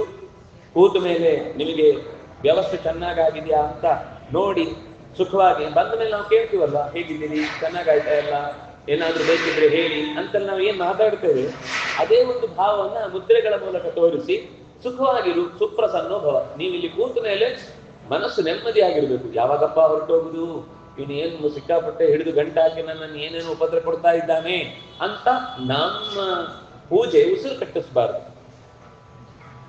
ಅಂದ್ರೆ ನಾವು ಒಳಗೆ ಬಂದ್ರೆ ಅವನು ಹೊರಗೆ ಹೋಗುವಾಗ ಆಗ್ಬಾರ್ದು. ಯಾಕೆಂದ್ರೆ ನಾವು ಒಳಗೆ ಬಂದ ಮೇಲೆ ಬರೀ ಊರು ಸಾಬರಿ ಸುದ್ದಿ ಎಲ್ಲ ಆವಾಗ್ಲೇ ಬರುದು ಅಲ್ಲಿಗೆ. ಒಂದೋ ಊಟದಲ್ಲಿ, ಒಂದೋ ಪೂಜೆ ಇರುತ್ತೆ. ಬೇರೆ ಟೈಮಲ್ಲಿ ನಮ್ಗೆ ಎಷ್ಟು ಫ್ರೀ ಇರುತ್ತೆ ಆವಾಗ ನಾವು ಇಂಥದ್ದು ಮಾತಾಡುದಿಲ್ಲ. ಆ ಪೂಜೆ ಕೂತು ಶುರು ಆಗುತ್ತೆ, ಅಲ್ಲಿ ಅವರು ಅವತ್ತು ಹಾಗೆ ಮಾಡಿದ್ರು, ಇವತ್ತು ಹೀಗಾಯ್ತು, ಏನಾಯ್ತು ಏನಾಯ್ತು, ಪೂಜೆಯಲ್ಲಿ ಡಣ ಡಣ ಅಂತ ಎಲ್ಲ ಪಾತ್ರೆಗಳು ಪರಡಿಗಳು ಬೀಳು ಶಬ್ದ ಆಗ್ತಾ ಇರುತ್ತೆ. ಇನ್ನೊಂದು ಕಡೆಯಿಂದ ಮಾತು ಎಲ್ಲೆಲ್ಲ ಊರಿದ್ದೆಲ್ಲ ಸಂಗತಿಗಳು ಅಲ್ಲಿ ಸುದ್ದಿ ತಿರುಗುತ್ತೆ. ದೇವ್ರು ಇರಲ್ಲ ಅಲ್ಲಿ. ದೇವ್ರು ಇರಬೇಕು ಅಂದ್ರೆ ಶಾಂತವಾಗಿರ್ಬೇಕು. ಪ್ರಶಾಂತ್ ಅಲ್ಲಿ ಮುಗಿಯೋ ತನಕ ಆ ಪೂಜೆಗೆ ಸಂಬಂಧಪಟ್ಟ ಸಂಗತಿಗಳನ್ನು ಬಿಟ್ರೆ ಬೇರೆ ಯಾವ ಸಂಗತಿಯನ್ನು ಮಾತಾಡ್ಲಿಕ್ಕೆ ಹೋಗ್ಬಾರ್ದು. ಅಷ್ಟಕ್ಕಾದ್ರೂ ನಮ್ಮ ಒಂದು ಬಾಯಿಯನ್ನ ಹಿಡಿತದಲ್ಲಿ ಇಟ್ಟುಕೊಳ್ಳುವ ಪ್ರಯತ್ನ ಮಾಡಬೇಕು. ಹಾಗೆ ಮಾಡಿದ್ರೆ ಆವಾಗ ದೇವರು ಅಕಸ್ಮಾತ್ ನಮ್ಮ ಮಂತ್ರಗಳಲ್ಲೆಲ್ಲೋ ಲೋಪದೋಷ ಆದ್ರೂ ಕೂಡ ನಾವು ಮೌನದಿಂದ ಅವನು ಇದ್ದಾನೆ ಎನ್ನುವ ಎಚ್ಚರಿಕೆಯಿಂದ ಮಾಡಿದ್ದಕ್ಕೋಸ್ಕರ ಅವನದನ್ನು ಸಹಿಸಿಕೊಳ್ತಾನೆ. ಭಾವಗ್ರಾಹಿ ಜನಾರ್ದನ. ನಮ್ಮ ಭಾವದಲ್ಲಿ ಮೋಸ ಇಲ್ಲ ಆದ್ರಿಂದ ಅಪ್ಪಿತಪ್ಪಿ ಉಚ್ಚಾರಣೆ ತಪ್ಪಾಗಿ ಗೊತ್ತಿಲ್ಲದೆ ಏನೋ ತಪ್ಪಾದ್ರೂ ಕೂಡ ಅದನ್ನು ಹೊಟ್ಟೆಗೆ ಹಾಕೊಳ್ತಾನೆ. ನಾವು ಎಲ್ಲ ಗೊತ್ತಿದೆ ಅಂತ ಹೇಳಿ ಊರಿಗೆಲ್ಲ ಅದರ ವಿಷಯದಲ್ಲಿ ಹೇಗೆ ಏನು ಅಂತೆಲ್ಲ ವಿಚಾರ ಮಾಡುವವರು ನಾವೇ ಮಾಡುವಾಗ ಊರು ಸುದ್ದಿ ಎಲ್ಲ ನಮ್ಮ ದೇವ್ರ ಕೋಣೆ ಒಳಗೆ ತಂದು ಕೂತ್ಕೊಂಡು ಬಿಟ್ಟೆವು ಅಂದ್ರೆ ಅಲ್ಲಿ ದೇವರಂತೂ ಖಂಡಿತ ಕಿವಿ ಮುಚ್ಕೊಂಡಿರ್ತಾನೆ, ಒಂದು ಎದ್ದೋಗಿರ್ತಾನೆ. ಇದು ಆಗದಂತೆ ನಮ್ಮ ಶುದ್ಧಿಯನ್ನ ಮಾತು ಕೂಡ ಅನಗತ್ಯವಾದದ್ದಾದಾಗ ಮೈಲಿಗೆ. ಯಾರೋ ಒಂದು ಹೀಗೆ ಫೋನ್ ಕೇಳಿದ್ರು, ಪೂಜೆ ಮಾಡುವಾಗ ಫೋನ್ ಮುಟ್ಟಬಾರ್ದು, ಫೋನಲ್ಲಿ ಮಾತು ಕೇಳ್ಬೋದಾ? ಮಾತೇ ಆಡ್ಬಾರ್ದು, ನೀವು ಫೋನಲ್ಲಿ ಮಾತಾಡ್ಬೋದಾ ಅಂತ ಕೇಳುದಲ್ಲಿ. ಈ ಏಕಾದಶಿದ ಪರಿಷೇಕ ಮಾಡ್ಬೋದಾ ಅಂತ ಯಾರು ಕೇಳಿ. ಉಪವಾಸ ಆಹಾರವೇ ಸ್ವೀಕಾರ ಮಾಡ್ಲಿಕ್ಕಿಲ್ಲ, ನೀವು ಅವತ್ತು ಕೂತಾಗ ಪರಿಷೇಕ ಮಾಡ್ಬೋದಾ ಬೇಡ ಅಂತ ಕೇಳಿದಕ್ಕೆ ಏನ್ ಅರ್ಥ ಇದೆ? ಕೆಲವೊಂದ್ ಸರ್ತಿ ಪ್ರಶ್ನೆಗಳು ತೀರಾ ವಿಚಿತ್ರವಾಗಿರುತ್ತೆ. ಅದು ಕೆಲವೊಂದ್ ಸರ್ತಿ ಎಷ್ಟು ಅಂದ್ರೆ ಅದು ಉತ್ತರ ಕೊಟ್ಟರು ಸಮಸ್ಯೆ, ಕೊಡದೇ ಇದ್ರು ಸಮಸ್ಯೆ. ಆ ತರ ಅಂತಹ ಸಂದರ್ಭಗಳನ್ನು ತರಲೇಬಾರ್ದು. ಆ ಸಂದರ್ಭ ಮಾತಿಲ್ಲ ಅಂದ್ಮೇಲೆ ಎದುರುಗಡೆ ಇದ್ದವ್ರ ಹತ್ರನೂ ಮಾತಾಡ್ಬೋದು, ದೂರದಲ್ಲಿ ಇದ್ದವ್ರ ಹತ್ರನೂ ಮಾತಾಡ್ಬೋದು. ಮಾತಾಗ ಬೇಡ ಅಂದ್ರೆ ಬೇಡ. ಒಂದು ಅರ್ಧ ಗಂಟೆ ನೀವು 4 ಸತ್ಯದಲ್ಲಿ ಗಟ್ಟಿ ಫಾಲೋ ಮಾಡಿ, ಅವಾಗ ಉಳಿದವರು ನಿಮ್ಗೆ ಸೆಟ್ ಆಗ್ತಾರೆ. ಇಲ್ಲ ಅವ್ರು ಪೂಜೆಯಲ್ಲಿದ್ದಾಗ ಮಾತಾಡಲ್ಲ, ಅವ್ರು ಊಟದಲ್ಲಿದ್ದಾಗ ಮಾತಾಡಲ್ಲ, ಅವರು ನಿತ್ಯಾನುಷ್ಠಾನದಲ್ಲಿದ್ದಾಗ ಮಾತಾಡಲ್ಲ ಅಂತ ನೀವು ನಿಮ್ಮ ಅನುಷ್ಠಾನವನ್ನು ಗಟ್ಟಿ ಮಾಡಿದ್ರೆ ಬೇರೆಯವರೆಲ್ಲ ನಮ್ಗೆ ಹೊಂದ್ಕೋತಾರೆ. ಯಾಕಂದ್ರೆ ನಾವು ಒಳ್ಳೆ ಕೆಲಸಕ್ಕೆ ಮೌನ ವಹಿಸ್ತೇವೆ. ಅವ್ರಿಗೆ ಮಾತಾಡಬಾರ್ದು, ಅವರನ್ನ ಅವ್ರಿಗೆ ರಿಪ್ಲೈ ಕೊಡಬಾರ್ದು ಅಂತಲ್ಲ, ಅವರಿಗಿಂತ ಮುಖ್ಯವಾದ ಭಗವಂತನ ಕಾರ್ಯಕ್ಕಾಗಿ ನಮ್ಮ ಮಾತನ್ನ ನಿಲ್ಲಿಸಿದ್ದೇವೆ ಅನ್ನುವ ಎಚ್ಚರಿಕೆ ಬಂದಾಗ ಆವಾಗ ತನ್ನಿಂದ ತಾನೇ ಮಾತು ಕಟ್ಟಿಟ್ಟಾಗ ಸಿಗುವ ಶಕ್ತಿ ಇದೆಯಲ್ವಾ, ಅದಕ್ಕೆ ಬೇರೆ ಶಕ್ತಿ. ಮೌನಕ್ಕೆ ತಾಕತ್ತು ನಮ್ಗೆ ಏನು ಅಂತ ಸರಿ ಗೊತ್ತಿಲ್ಲ, ಆದ್ರಿಂದಾಗಿ ನಾವು ಯದ್ವಾ ತದ್ವಾ ಮಾತಾಡ್ತಿರ್ತೇವೆ. ಋಷಿಗಳಲ್ಲಿ ಯಾಕೆ ಅಷ್ಟು ಬಲ ಅಂದ್ರೆ ಮೌನ, ಮನನ ಸಹಿತವಾದ ಮೌನ. ಬರೀ ಮೌನ ಅಂದ್ರೆ ಬಾಯಿ ಮುಚ್ಚಿರುವುದು ಅಷ್ಟೇ ಅಲ್ಲ, ಒಳಗಿನಿಂದ ಭಗವಂತನ ಎಚ್ಚರಿಕೆಯ ಸಂಗತಿಗಳನ್ನು ಚಿಂತಿಸ್ತಾ ಮೌನವಾಗಿರುವುದುಂಟಲ್ವಾ, ಅದು ಮಾತಿಗೆ ಬಲ ಕೊಡುತ್ತೆ. ಮುಂದೆ ಅಷ್ಟು ಮೌನ ವಹಿಸಿ ಅವ್ರು ಒಂದು ಮಾತಾಡಿದ್ರೆ ತೂಕ ಬರುತ್ತೆ. ನಾವು ಮಾತಾಡೋದು ಗಾಳಿಯಲ್ಲಿ ಹಾರು ಹೋಗಿ ತೂಕ ಇಲ್ಲದೆ ಎಲ್ಲಿ ಬೇಕಾದ್ರೂ ಪೂರ ಅವ್ರು ಹೇಳಿದ್ರೆ ಸುಬಿಡಿ, ಅದೇನು ಉಪಯೋಗ ಇಲ್ಲ ಅಂತ ಅನ್ನೋ ಸ್ಥಿತಿಗೆ ಹಗುರ ಆಗ್ಬಿಡ್ತೇವೆ ನಾವು. ಯಾಕೆಂದ್ರೆ ನಮಗೆ ಮನನ ಇಲ್ಲ, ಮೌನ ಇಲ್ಲ. ಪೂಜೆಯ ಮುಖ್ಯ ಒಂದು ಲಕ್ಷಣ ಏನಂದ್ರೆ ಮೌನ. ಎಷ್ಟು ಸಾಧ್ಯವೋ ಅಷ್ಟು ಅನಿವಾರ್ಯವಾದ ಪ್ರಸಂಗ, ಯಾರೋ ಬಿದ್ರು, ಏನೋ ತೊಂದರೆ ಆಯ್ತು, ಜೀವ ಹೋಗ್ತಾ ಅಂತ ಸಂದರ್ಭದಲ್ಲಿ ನಾವು ಮೌನ ಅಂತ ಕಣ್ಮಿಟ್ಕೊಂಡು ಕೊಡುವುದಲ್ಲ. ಅದು ಮನುಷ್ಯತ್ವದ ಅತ್ಯಂತ ಅದಕ್ಕಿಂತ ಮುಖ್ಯವಾದ ಕೆಲಸ. ಹಾಗೆ ಎದ್ದು ಹೋಗಿ ಏನೋ ಆಗಿದೆ ಅಂತಂದಾಗ ಅದು ಎತ್ತಿಟ್ಟು ಮತ್ತೊಂದು ಸರ್ತಿ ಸ್ನಾನ ಮಾಡಿ ಬಂದ್ರು ತೊಂದರೆ ಇಲ್ಲ, ಅದು ಮೈಲಿಗೆ ಅಂತನೂ ಅಲ್ಲ. ಆ ದೋಷ ಅಂತ ಸಂದರ್ಭದಲ್ಲಿ ದೋಷ ಅಲ್ಲ. ನನಗೆ ಕೆಲವು ಸರ್ತಿ ಸಾಮಾನ್ಯ ಪ್ರಜ್ಞೆ ಕಳೆದೋಗುತ್ತೆ, ಯಾವುದಕ್ಕೆ ಒತ್ತು ಕೊಡಬೇಕು, ಯಾವುದನ್ನ ಅನುಷ್ಠಾನಕ್ಕೆ ತಂದುಕೊಳ್ಬೇಕು ಅಂತ. ಹಾಗೆ ಅವರು ಆಸನದ ವಿಷಯವನ್ನು ಹೇಳ್ತಾ, ಒಂದೋ ಸುಖಾಸನ, ಮುಖ್ಯವಾಗಿ ನಮ್ಗೆ ಪೂಜೆಗಾಗ್ಲಿ ಜಪಕ್ಕಾಗ್ಲಿ ಅಥವಾ ಯಾವುದೇ ಅನುಷ್ಠಾನಕ್ಕಾಗ್ಲಿ ಕೂಡುವಾಗ ಕೂತ ಮೇಲೆ ಜಪ ದೇವರದ್ದಾಗಬೇಕು, ಕಾಲಿನದ್ದಾಗಬಾರ್ದು. ಯಾವಾಗಪ್ಪ ಕಾಲು ಬಿಡಿಸೋದು, ಆಗದಿಂದ ಈ ಮಡಚಿ ಕೂತ್ ಬಿಟ್ಟಿದ್ದೇನೆ, ಬಿಡಿಸ್ಲಿಕ್ಕೆ ಆಗ್ತಿಲ್ಲ, ಎತ್ತಲಿಕ್ಕೆ ಆಗ್ತಿಲ್ಲ ಅಂತನ್ನುವ ತರ ಜಪ ನಮ್ಮ ಕಾಲಿನದ್ದಾಗಬಾರ್ದು. ಅಂತ ಒಂದು ಆಸನ ನಮ್ಗೆ ಬೇಕು. ಅದನ್ನ ನಾವು ಸ್ವಲ್ಪ ಪ್ರಾಕ್ಟೀಸ್ ಮಾಡಬೇಕು. ಆಸನ ಜಯ ಆಯಿತು ಅಂದ್ರೆ ಅರ್ಧ ಜಪ ಸಿದ್ಧಿ ಆದ ಹಾಗೆ. ಯಾಕಂದ್ರೆ ಆಸನ ಸಿದ್ಧಿ ಆಗಿ ಬಿಡ್ತು ಅಂದ್ರೆ ನಮ್ಮ ಮನಸ್ಸು ಡೈವರ್ಟೇ ಆಗುದಿಲ್ಲ ಆಮೇಲೆ. ಯಾಕಂದ್ರೆ ಒಂದ್ಸರ್ತಿ ಕೂಡ್ಲಿಕ್ಕೆ ಅಭ್ಯಾಸ ಆದ್ಮೇಲೆ ಮತ್ತೆ ನಮ್ಗೆ ಬೇರೆ ಸಾಮಾನ್ಯ ಮೈ ಕೈಗಳು ಅಲ್ಲಾಡ್ತಾ ಇದ್ದಾಗಲೇ ಹೊರಗಿನಿಂದ ಮತ್ತು ಹೆಚ್ಚು ಹೆಚ್ಚು ಡಿಸ್ಟರ್ಬೆನ್ಸು ಕೇಳಲಿಕ್ಕೆ ಶುರುವಾಗುತ್ತೆ, ನೋಡ್ಬೇಕು ಅನ್ಸುತ್ತೆ, ಅದನ್ನ ಗಮನಿಸ್ತಾ ಇರುತ್ತೆ, ಕಿವಿ ಅದಕ್ಕೆ ಗಮನ ಕೊಡುತ್ತೆ. ಯಾವಾಗ ಮೈ ಕೈ ಒಂದ್ ಕಡೆ ಸ್ಥಿರ ಆಯ್ತು, ಅದಕ್ಕೆ ಪ್ರಾಣಾಯಾಮ ಬಹಳ ಹೆಲ್ಪ್.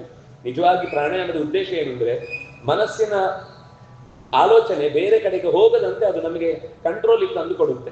ದೇಹದಲ್ಲಿ ಆಸನ ಜಯ, ಉಸಿರಿನಲ್ಲಿ ಪ್ರಾಣ ಜಯ, ಇದೆರಡು ಒಟ್ಟಿಗಾದಾಗ ಪ್ರಾಣ ಜಯ ಅಂದ್ರೆ ಏನ್ ಗೊತ್ತಾ, ಕೇವಲ ಅದು ಉಸಿರಿನ ಕಂಟ್ರೋಲ್ ಮಾತ್ರ ಅಲ್ಲ, ಪ್ರಾಣದೇವರಿಗೆ ಸರೆಂಡರ್ ಆಗುವುದು. ಇವತ್ತು ಬಹಳ ಜನ ಪ್ರಾಣಾಯಾಮ ಹೇಳ್ಕೊಡ್ತಾರೆ, ಆದ್ರೆ ಪ್ರಾಣದೇವರ ಬಗ್ಗೆ ಏನೂ ಗೊತ್ತಿಲ್ಲ.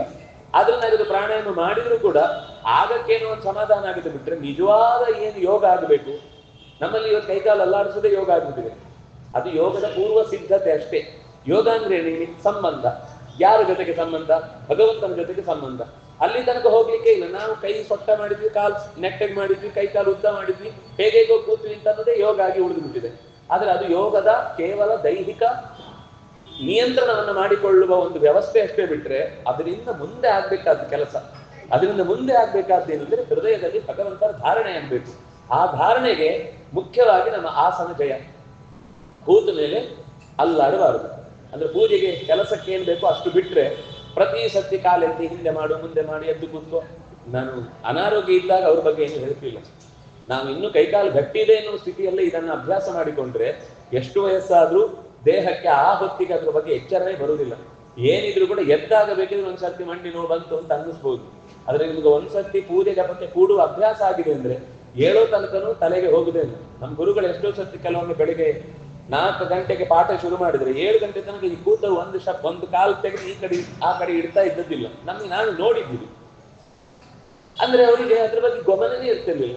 4 ಆಸನಗಳು ಪ್ರಧಾನವಾಗಿ ಗುರುವೋರಥಃ ಪದೋರೂರ್ಧ್ವ ವಿಭಾಗೇನೆ ಇತಿ ತ್ರಿಧ, ಪ್ರಧಾನ 3, ಇನ್ನೊಂದು 4ನೇದು ವಜ್ರಾಸನ. 1, 2 ಕಾಲುಗಳನ್ನು ಕೂಡ ತೊಡೆಯನ್ನು ಬದಿಗೆ ಸೇರಿಸುವಂಥದ್ದು, ಅದನ್ನ ಸ್ವಸ್ತಿಕ ಅಂತ ಹೇಳ್ತೇವೆ. 2 ಕಾಲುಗಳನ್ನು ತೊಡೆಯ ಮೇಲೆ ತರುವುದು, ಅದನ್ನ ಪದ್ಮಾಸನ ಅಂತೇವೆ. ಇನ್ನು 1 ಕಾಲಿನ ಮೇಲೆ ಇನ್ನೊಂದು ಕಾಲು ಪೂರ್ತಿ ಹಾಕೊಳ್ಳೋದು ಅಂತಿದೆ, ಅದನ್ನು ವೀರಾಸನ ಅಂತಾರೆ. ಅದು ಬಿಟ್ರೆ ಇನ್ನೊಂದು ವಜ್ರಾಸನ. ವಜ್ರಾಸನ ತುಂಬಾ ಬೇರೆ ಬೇರೆ ಕಾರಣಗಳಿಗೆ ಅದು ಚಿಕಿತ್ಸೆ ರೂಪದಿಂದಲೂ ಕೂಡ ಉಪಯೋಗಿಸ್ತಾರೆ. ಆದ್ರೆ ಜಪಕ್ಕೆ ಹೇಳುದು ಇದು 3. ಕೆಲವೊಂದು ಸರ್ತಿ ಅದಾಗದೇ ಇದ್ದಾಗ, ಇದು 3 ಆಗದೇ ಇದ್ದಾಗ ಅನಿವಾರ್ಯವಾಗಿ ಅವನಿಗೆ ಮಂಡಿಯಲ್ಲಿ ಕೂತ್ರೆ ಮಾತ್ರ ಆರಾಮಾಗುತ್ತೆ ಅಂದ್ರೆ ಅದು ಕೂಡ ಬಳಸ್ಬೋದು. ಕೊನೆಗೆ ಅವರು ಹೇಳಿದ್ರು ಸ್ಥಿರಂ ಸುಖಂ ಆಸನ. ಸ್ಥಿರವಾಗಿರ್ಲಿ, ಸುಖವಾಗಿರ್ಲಿ, ಒಂದೇ ಪೋಸ್ಟಲ್ಲಿ ಇರ್ಲಿ. ನೀವು ಯಾವ ಸ್ಟೇಜಲ್ಲೂ ಇರ್ಲಿ. ನಾವು ಕುರ್ಚಿಯಲ್ಲಿ ಕೂಡಬೇಕಾಗುತ್ತೆ, ತೊಂದರೆ ಇಲ್ಲ. ಕುರ್ಚಿಯಲ್ಲಿ ಕೂತ್ರು ತೊಂದರೆ ಇಲ್ಲ. ಆದ್ರೆ ಮತ್ತೆ ಮಧ್ಯದಲ್ಲಿ ಡಿಸ್ಟರ್ಬೆನ್ಸ್ ಉಂಟಾಗಬಾರ್ದು. ಅಂದ್ರೆ ಕಾಲ ಮಂಡಿಯೇ ನೋವಿದೆ, ಕೆಳಗೆ ಕೂಡ್ಲಿಕ್ಕೆ ಆಗಲ್ಲ, ಏನ್ ಮಾಡ್ಬೇಕು? ಆಸೆ ಇದೆ ಅವರಿಗೂ ಕೂಡ ಜಪ ಮಾಡ್ಬೇಕು ಅಂತ, ಬೇಡ ಹೇಳಲಿಲ್ಲ ಶಾಸ್ತ್ರ. ನೀವು ಎಲ್ಲಿ ಕೂತಿದ್ದೀರೋ ಅಲ್ಲಿ ಸ್ಥಿರವಾಗಿರಿ, ಸುಖವಾಗಿರಿ. ಇದು ಆಸನ. ಇನ್ನು ಕೆಳಗೆ ಅಕಸ್ಮಾತ್ ನಾವು ಕೂತ್ರೆ ಆಗ ದರ್ಭೆಯ ಆಸನ ಅನ್ನೋದು ಹೆಚ್ಚು ಉತ್ತಮ. ಚೇಲ, ಅಜಿನ, ಕುಶ, ಇದು 3 ಆಸನಗಳನ್ನು ಹೇಳ್ತಾರೆ. ಚೇಲ ಅಂದ್ರೆ ಬಟ್ಟೆ, ಒಂದೋ ಕಂಬಳಿ, ಮೆತ್ತನೆಯದ್ದು, ಚುಚ್ಚುವಂಥದ್ದಲ್ಲ, ಮೆತ್ತನೆಯ ಕಂಬಳಿ. 2ನೇದು ಅದರಲ್ಲಿಯೇ ಕೌಶೇಯವನ್ನು ಬಳಸಬಹುದು. ಕೌಶೇಯ ಅಂತಂದ್ರೆ ರೇಷ್ಮೆ ಬಟ್ಟೆ. ರೇಷ್ಮೆ ಬಟ್ಟೆಯನ್ನು ಹಾಸಿ ಚೆನ್ನಾಗಿ ಹದ ಮಾಡಿ ಅದು ಒಂದ್ ಕಡೆ ಮಡಿಕೆ ದಪ್ಪ, ಇನ್ನೊಂದ್ ಕಡೆ ಒಳಗೆ ಸಿಕ್ಕಾಕೊಂಡು ಕೂತಾಗ ಒಂದ್ ಕಡೆ ಒತ್ತತ್ತೆ ಆಗ್ಬಾರ್ದು. ಕೂತ ಮೇಲೆ ನಮ್ಗೆ ಕೂತಿದ್ರೆ ಮಂಡಿಗೆ ಆ ಗಂಟಿಗೆ ಎಲ್ಲೂ ಕೂಡ ಅದು ನೋವಾಗತ್ತೆ ಅಂತ ಅನ್ನಿಸ್ಬಾರ್ದು. 2ನೇದು ದರ್ಭೆ. ದರ್ಭೆ ಅಂತಂದ್ರೆ ನಾವು ಉಪಯೋಗಿಸುವಂತಹ ಕುಶ, ಈ ಹೋಮಕ್ಕೆ ಇತ್ಯಾದಿಗಳು ಬಳಸ್ತೇವಲ್ಲ, ಅದರಲ್ಲೇ ತಯಾರು ಮಾಡಿದಂತಹ ಕಡ್ಡಿಯ ಚಾಪೆ. 3ನೇದು ಅಜಿನ. ಅದು ಇವತ್ತು ಅದನ್ನು ನಾವು ತರಲಿಕ್ಕೆ ಕೇಳಲಿಕ್ಕೆಲ್ಲ ಸಾಧ್ಯ ಇಲ್ಲ. ಇದ್ರೆ ಮನೆಯಲ್ಲಿ ಹಳೆದನ್ನು ಉಪಯೋಗಿಸಬಹುದು. ಇವತ್ತು ಸಿಗುತ್ತೆ ಅಂತ ಭಾವಿಸಿದ್ರೆ ಅದು ತುಂಬಾ ಡೌಟ್ಫುಲ್. ಯಾಕೆಂದ್ರೆ ಶುದ್ಧ ಅದು ಸಿಗೋದು ಸಾಧ್ಯವೇ ಇಲ್ಲ. ಅದೇ ತರದ ಜಾತಿಯನ್ನ ಬೇರೆ ಕ್ರಾಸ್ ಯಾವುದೋ ಪ್ರಾಣಿಯನ್ನ ಸೃಷ್ಟಿ ಮಾಡಿ ಅದರ ಮೂಲಕ ತಂದು ಕೊಡ್ತಾರಂತೆ ಇವತ್ತು. ಇದು ಒಬ್ಬ ಅರಣ್ಯಾಧಿಕಾರಿಗಳೇ ಹೇಳಿದ್ರು, ದಯವಿಟ್ಟು ತಗೋಬೇಡಿ, ಅದು ಒರಿಜಿನಲ್ ಇರಲ್ಲ ಅಂತ. ಒಂದೋ ಮೋಸ ಇರುತ್ತೆ, ಒಂದೋ ಪ್ರಾಣಿ ಮೋಸ ಇರುತ್ತೆ. ಪ್ರಾಣಿ ಅದಲ್ವೇ ಅಲ್ಲ, ನೋಡ್ಲಿಕ್ಕೆ ನಿಮ್ಗೆ ಅದರ ಚರ್ಮ ಹಾಗೆ ಕಾಣುತ್ತೆ. ನೀವು ಅದಕ್ಕಿಂತ ಆರಾಮಾಗಿ ದರ್ಭೆ ಉಪಯೋಗಿಸುವುದು ಉತ್ತಮ ಅಂತ. ಅದರಿಂದ ಇದು 3 ಒಟ್ಟಿಗೆ ಸಿಕ್ಕಿತು ಅಂದ್ರೆ ಮೊದಲು ಅಜಿನ, ಅದರ ಮೇಲೆ ದರ್ಭೆ, ಅದರ ಮೇಲೆ ಬಟ್ಟೆ. ಒಟ್ಟು ಕೂತಾಗ ಕಾಲಿನ ಹಿಂಭಾಗಕ್ಕೆ ಮಂಡಿಯ ಭಾಗಕ್ಕೆ ಎಲ್ಲಿಗೂ ಕೂಡ ಒತ್ತಬಾರದು.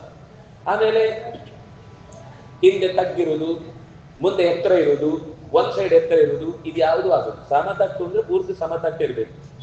ಶುಚೌದೇಶೆ ಪ್ರತಿಷ್ಠಾಪ್ಯ ಸ್ಥಿರಮಾಸನಮಾತ್ಮನಃ ನಾತ್ಯುಚ್ಛ್ರಿತಂ ನಾತಿ ನೀಚಂ.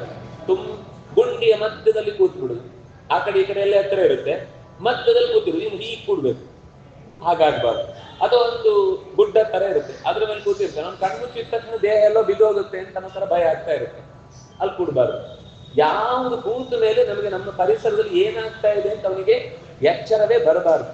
ಅಂಥ ಜಾಗದಲ್ಲಿ ಕೂತು, ಅಂದ್ರೆ ನಮ್ಮ ಮನೆಯ ಪರಿಸರದ, ದೇವರ ಕೋಣೆಯ ಪರಿಸರ ಅಷ್ಟು ಒಂದು ಕೈಕಾಲು ಬಿಡುವಷ್ಟಾದ್ರೂ ಅಗಲ ಇರಬೇಕು. ಕೊನೆಗೇನಾಗುತ್ತೆ ಅಂದ್ರೆ ಮೆಟ್ಲ ಮಧ್ಯದಲ್ಲಿ ದೇವರ ಕೋಣೆ ಇಲ್ಲದೆ ಇದ್ರೆ ಬೈತಾರೆ ಅಂತ ಒಂದು ಮೆಟ್ಲ ಸೈಡ್ ಅಲ್ಲಿ ಒಂದು ಇಟ್ಟು ನಾವು ಮಾಡುವಂತಹ ಪೂಜೆಯ ಭಾಗಕ್ಕೆ ನಮ್ ಕೂತ್ಕೊಳ್ಳಿಕ್ಕೆ ದೇವರಿಗೆ ಜಾಗ ಇಲ್ಲ, ನಾವೆಲ್ಲಿ ಕೂಡುದು? ಕೊನೆಗೆ ಹೊರಗೆಲ್ಲೋ ಕೂತು ಮಾಡಬೇಕಾಗುತ್ತೆ. ಕೆಲವೊಮ್ಮೆ ನಮ್ಮ ಕೈಯಲ್ಲಿಲ್ಲ, ನಾವು ಉದ್ದೇಶಪೂರ್ವಕವಾಗಿ ಮಾಡಿದ್ದಲ್ಲ, ಹಾಗೆ ಇದೆ ಎಂದಾಗ ನಮ್ಮ ಶ್ರದ್ಧೆಯನ್ನು ಉಳಿಸ್ಕೊಳ್ಬೇಕು ಹೊರತು ನಮ್ದೇ ಒಂದು ಅವಕಾಶ ಬಂದಾಗ ಆದ್ರೂ ಕೂಡ ಎಲ್ಲರಿಗಿಂತ ಮನೆ ಯಜಮಾನ ದೇವರು, ಅವನಿಗೊಂದು ದೊಡ್ಡ ಮನೆ, ಅವನಿಗೆ ಮುಖ್ಯವಾದ ಜಾಗ, ಅದ್ರ ಸುತ್ತ ನಾವೆಲ್ಲಾದ್ರೂ ಒಂದು ಕಡೆಗೆ ಇರ್ತೇವೆ ಅಂತ ಅನ್ನೋ ಶ್ರದ್ಧೆ ಆದ್ರೂ ಮನಸ್ಸಿನಲ್ಲಿದ್ರೆ ಅಂತದೊಂದು ಮನೆ ಕಟ್ಲಿಕ್ಕೆ ದೇವರೇ ವ್ಯವಸ್ಥೆ ಮಾಡ್ತಾನೆ. ನಾವು ಯಾವಾಗ ಉಳಿಸ್ತೇವೆ ಜಾಗ, ದೇವರಿಗೆ ಸುಮ್ಮನೆ ಇರಿ ಒಂದು ಸೈಡಲ್ಲಿ ಇಟ್ಟು ಯೋಚನೆ ಮಾಡ್ತೇವೆ, ನಮ್ಗೆ ಇನ್ನೂ ಸೈಡಿಗೆ ಹಾಕುವಂತ ಸ್ಥಿತಿಯೇ ಬರುತ್ತೆ. ಜೀವನದಲ್ಲೂ ಸೈಡಿಗೆ ಬೀಳ್ತೇವೆ ನಾವು. ಆದ್ರಿಂದ ಆಸನವನ್ನು ಬಳಸುವಾಗ ಇಂಥದ್ದು ಬಳಸಬಾರ್ದು ಅಂತ ಕೆಲವಿದೆ.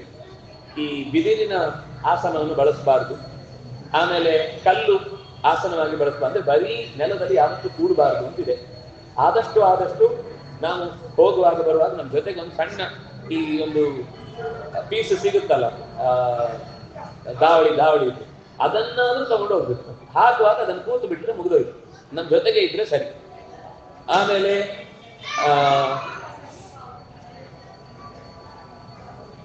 ಪಲ್ಲವೇ ಚಿತ್ತ ವಿಭ್ರಮ ಅಂತ. ಪಲ್ಲವ ಅಂದ್ರೆ ಎಲೆಗಳನ್ನೆಲ್ಲ ಮಡಿಚಿ ಮಾಡಿದಂತಹ ಆಸನವನ್ನು ಹಾಕೊಂಡು ಅದು ಕೂಡ ಉಪಯೋಗಿಸಬಾರದು.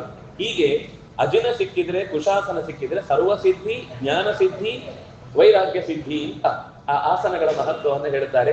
ಹೀಗೆ ಕೃಷ್ಣನ ಮಾತಿನ ಹಿನ್ನೆಲೆಯಲ್ಲಿ ಅವರು ಕೂಡ ಆಸನದ ಶುದ್ಧತೆಯನ್ನು ಕಾಪಾಡಿಕೊಳ್ಬೇಕು ಅಂತ ಇಲ್ಲಿ ಹೇಳಿದ್ದಾರೆ. ಆ ನಂತರ ಆಸನದಲ್ಲಿ ಯಾರನ್ನ ಚಿಂತಿಸಬೇಕು? ಸಾಮಾನ್ಯವಾಗಿ ಹಳೇ ಇದರಲ್ಲೆಲ್ಲ ಕೂರ್ಮ ರೂಪದ ಒಂದು ಆಸನ ಇರುತ್ತೆ, ಆಮೆಯ ತರದ ಒಂದು ಆಸನ ಇರುತ್ತೆ. ಅಲ್ಲಿ ಕೂರ್ಮನನ್ನು ಚಿಂತನೆ ಮಾಡಬೇಕು ಅಂತ ಇರುತ್ತೆ. ಯಾಕೆಂದ್ರೆ ಅದು ಕೂಡ ಮಂದರ ಪರ್ವತ ಜಾರಿ ಹೋಗುವ ಸಂದರ್ಭದಲ್ಲಿ ಬೆನ್ನು ಕೊಟ್ಟು ಅದನ್ನು ಉಳಿಸಿದ್ದು. ಹಾಗೆ ನಮ್ಮ ಮನಸ್ಸು ಕೂಡ ಮಂದರ ಇದ್ದ ಹಾಗೆ, ಆ ಮನಸ್ಸು ಜಾರಿ ಹೋಗದ ಹಾಗೆ ಕೆಳಭಾಗದಲ್ಲಿ ಆಸನದಲ್ಲಿ ಕೂರ್ಮನನ್ನು ಚಿಂತಿಸಿದ್ರೆ ನಮ್ಮ ಮನಸ್ಸು ಕೂಡ ದೃಢವಾಗಿ ಪೂಜೆ ಮುಗಿಯುವ ತನಕ ಭಗವಂತನ ಪ್ರೀತಿಯನ್ನು ಸಂಪಾದಿಸ್ಲಿಕ್ಕೆ ಅಲರ್ಟ್ ಆಗಿರುತ್ತೆ ಅನ್ನುವುದಕ್ಕೋಸ್ಕರ ಆಸನದ ಬಗ್ಗೆ ಹೇಳಿದ್ರು. ಅಥಾಸನಂ ಉಪಸ್ಪೃಶ್ಯ ಮಂಡೂಕಾಯ ನಮಃ ಸತಃ, ಆಸನವನ್ನ ಮುಟ್ಟಿಕೊಂಡು ಮಂಡೂಕಾಯ ನಮಃ ಅಂತ ಚಿಂತಿಸ್ಬೇಕು. ಅದಾದ್ಮೇಲೆ ಕೂರ್ಮಾಯ ಕವರಾಹಾಯ ಶೇಷಾಯ ನಮಃ ಸತಃ, ನಮಃ ಕಾಲಾಗ್ನಿರುದ್ರಾಯ ವಜ್ರಾಯ ಚ ನಮೋ ನಮಃ. 5 ನೆನಪುಗಳ 5 ಮಂತ್ರಗಳನ್ನ ನೆನಪಿಸಿಕೊಳ್ಬೇಕು. ಕೂರ್ಮಾಯ ನಮಃ, ವರಾಹಾಯ ನಮಃ, ಕಾಲಾಗ್ನಿರುದ್ರಾಯ ನಮಃ, ಶೇಷಾಯ ನಮಃ, ವಜ್ರಾಯ ನಮಃ. ಈ 5 ವಿಶೇಷ ದೇವತಾ ಶಕ್ತಿಗಳನ್ನು ಚಿಂತಿಸಿ ಆಸನದಲ್ಲಿ ನೀವೆಲ್ಲ ಇದ್ದು, ಪೃಥ್ವಿತ್ವಯ ಧೃತಾಲೋಕ ದೇವಿತ್ವಂ ವಿಷ್ಣುನ ಧೃತ ತ್ವಂಚಧಾರಯ ಮಾಂ ದೇವಿ ಪವಿತ್ರಂಚ ಕುರು ಆಸನಂ, ನನ್ನ ಆಸನವನ್ನ ಪವಿತ್ರೀಕರಿಸು. ಯಾಕಂದ್ರೆ ಆಸನ ಶುದ್ಧಿ ಇದ್ರೆ ಆಮೇಲೆ ಉಳಿದಿದ್ದೆಲ್ಲ ತನ್ನಿಂದ ತಾನೇ ಮನಸ್ಸು ಭಗವಂತನ ಪೂಜೆಯಲ್ಲಿ ತೊಡಗಲಿಕ್ಕೆ ಸುಲಭ ಆಗುತ್ತೆ ಅಂತ. ಹೀಗೆ ಆವರಣ ದೇವತೆಗಳನ್ನ, ಪೀಠದ ದೇವತೆಗಳನ್ನ, ಅವರು ಅದರ ವಿವರಣೆ ಪೂರ್ತಿ ಬಿಡಿಸಿ ಹೇಳಿಲ್ಲ. ಪೀಠದ ದೇವತೆಗಳು ಅಂದ್ರೆ ನಮ್ಗೆ ಒಂದು ಆಸನ ಕೂಡುವಾಗ ನಾವು ಹೇಗೆ ಒಂದು ಚೇಲನೋ ಅಥವಾ ಅಜಿನನೋ ಬಟ್ಟೆಯೋ ಹೇಗೆ ಹಿಡ್ಕೊಂಡಿದ್ದೇವೆ, ಹಾಗೆ ಭಗವಂತನಿಗೊಂದು ಮಂಟಪವನ್ನು ನಾವು ಹೇಳಿದ್ವಿ. ಅದು ಕೇವಲ ಜಡವಾದ ಮಂಟಪ ಅಲ್ಲ, ಅಲ್ಲಿ ದೇವತೆಗಳೇ ಭಗವಂತನಿಗೆ ಮಂಟಪದ ಸ್ಥಾನದ ಒಂದೊಂದು ಕಂಬಗಳಲ್ಲಿ ಜ್ಞಾನಾಯ ನಮಃ, ವೈರಾಗ್ಯಾಯ ನಮಃ, ಐಶ್ವರ್ಯಾಯ ನಮಃ ಅಂತ ನಾವು ಚಿಂತನೆ ಮಾಡುವ ಹಾಗೆ ಅಜ್ಞಾನಾಯ ನಮಃ, ಅವೈರಾಗ್ಯಾಯ ನಮಃ, ಅನೈಶ್ವರ್ಯಾಯ ನಮಃ ಅನ್ನುವ ಈ ರೂಪಗಳನ್ನು ಚಿಂತಿಸಿ, ಅದಕ್ಕೂ ದೇವತೆಗಳನ್ನು ಆಚಾರ್ಯರೇ ಹೇಳಿದ್ದಾರೆ. ಯಮ, ರುದ್ರ, ದುರ್ಗಾ, ಕಾಮ, ಈ 4 ಜನರನ್ನು ಸೇರಿಸಿ ನಾವು ಪೀಠದಲ್ಲಿ ಭಗವಂತನಿಗೆ ಅವರು ಆಧಾರಭೂತವಾಗಿ ನಿಂತಿದ್ದಾರೆ ಅಂತ ಚಿಂತಿಸಿದ್ರೆ ನಮಗೂ ಬರಬಹುದಾದ ಅಜ್ಞಾನದ ದೋಷವನ್ನ, ನಮಗೂ ಬರುವಂತಹ ಅನೈಶ್ವರ್ಯದ ಕಷ್ಟವನ್ನ, ನಮಗೂ ಬರಬಹುದಾದ ಅವೈರಾಗ್ಯದ ಅವ್ಯವಸ್ಥೆಯನ್ನ ಈ ದೇವತೆಗಳು ಪರಿಹಾರ ಮಾಡ್ತಾರೆ. ಧರ್ಮ, ಜ್ಞಾನ, ವೈರಾಗ್ಯ, ಐಶ್ವರ್ಯ, ಇದು 4 ಹಾಗೇನೆ ಇದರ ವಿರುದ್ಧವಾಗಿ ಅಧರ್ಮ, ಅಜ್ಞಾನ, ಅವೈರಾಗ್ಯ, ಅನೈಶ್ವರ್ಯ, ಈ 4 ದೇವತಾ ಶಕ್ತಿಗಳ ಮೂಲಕ ಪೀಠವನ್ನ ಗಟ್ಟಿಗೊಳಿಸಿ ಅದರ ಪರಿಸರದಲ್ಲಿರುವಂತಹ ಉಳಿದ ಎಲ್ಲ ದೇವತೆಗಳನ್ನ ನೆನೆದು ಅನಂತ ಆಸನದಲ್ಲಿ ಭಗವಂತ ಕೂತಿದ್ದಾನೆ ಅಂತ, ಅನಂತ ಗುಣ ಪರಿಪೂರ್ಣನಾದ ಭಗವಂತ ಆಸನದಲ್ಲಿ ನೆಲೆಸಿದ್ದಾನೆ ಅಂತ ಚಿಂತಿಸುವ ಮಾತನ್ನ ಹೇಳಿ ಕರವನ್ನ ಶುದ್ಧಿ ಮಾಡಿಕೊಳ್ಳುವಂತದ್ದಕ್ಕೆ ಹೇಳ್ತಾರೆ. ಅದನ್ನು ಯಂ ರಂ ವಂ ಯಂ ರಂ ವಂ ಅಂತ ಆ 3, ಅದು ಯಂ ಅಂದ್ರೆ ವಾಯು ಬೀಜ, ರಂ ಅಂದ್ರೆ ಅಗ್ನಿ ಬೀಜ, ವಂ ಅಂದ್ರೆ ಅಮೃತ ಬೀಜ. ಆ 3 ಮಂತ್ರಗಳು ಕೂಡ ನಮ್ಮ ಕರಶುದ್ಧಿಯನ್ನು ಮತ್ತು ಸ್ಥಳ ಶುದ್ಧಿಯನ್ನು ಎರಡನ್ನು ಮಾಡಿಕೊಟ್ಟು, ಅದು ದೇಹ ಶುದ್ಧಿಗೂ ನಾವು ಮೊದಲು ಪಾಪಪುರುಷ ವಿಸರ್ಜನೆ ಮಾಡುವಾಗ ಹೇಳಿದ್ದೇವೆ. ಅದನ್ನ ನಾಭಿಯಲ್ಲಿ ಯಂ, ಹೃದಯದಲ್ಲಿ ರಂ ಮತ್ತು ನೆತ್ತಿಯಲ್ಲಿ ವಂ ಅನ್ನುವ ಮಂತ್ರದ ಚಿಂತನೆ ಮೂಲಕ ದೇಹ ಅಮೃತ ವೃಷ್ಟಿಯಿಂದ ಪೂರ್ಣ ತೊಯ್ದು ಭಗವಂತನ ಪೂಜೆಗಾಗಿ ಈಗ ಸಿದ್ಧವಾಗಿದೆ.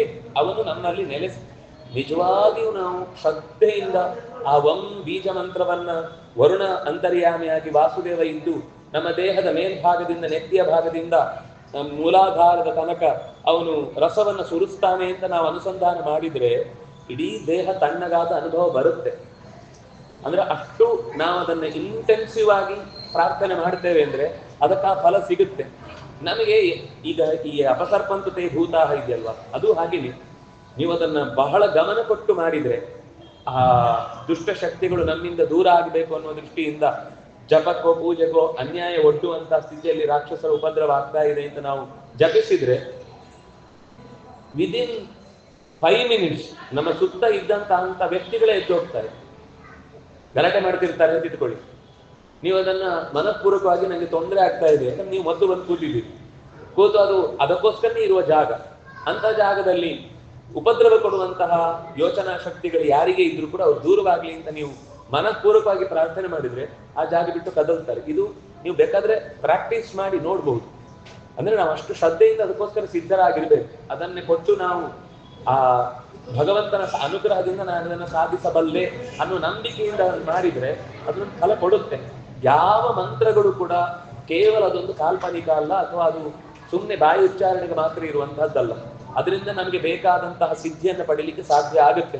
ಹಾಗಾಗಿ ಕೈ ಅಂದ್ರೆ ಕರಶುದ್ಧಿ, ಇಡೀ ಕೈಯ, ಯಾಕಂದ್ರೆ ಇದರಲ್ಲಿ ಇಡೀ ಇಂದ್ರನ ಕೆಲಸ ಇದೆ. ಕೈಗೆ ಯಾರು ದೇವತೆ ಅಂದ್ರೆ ಇಂದ್ರ.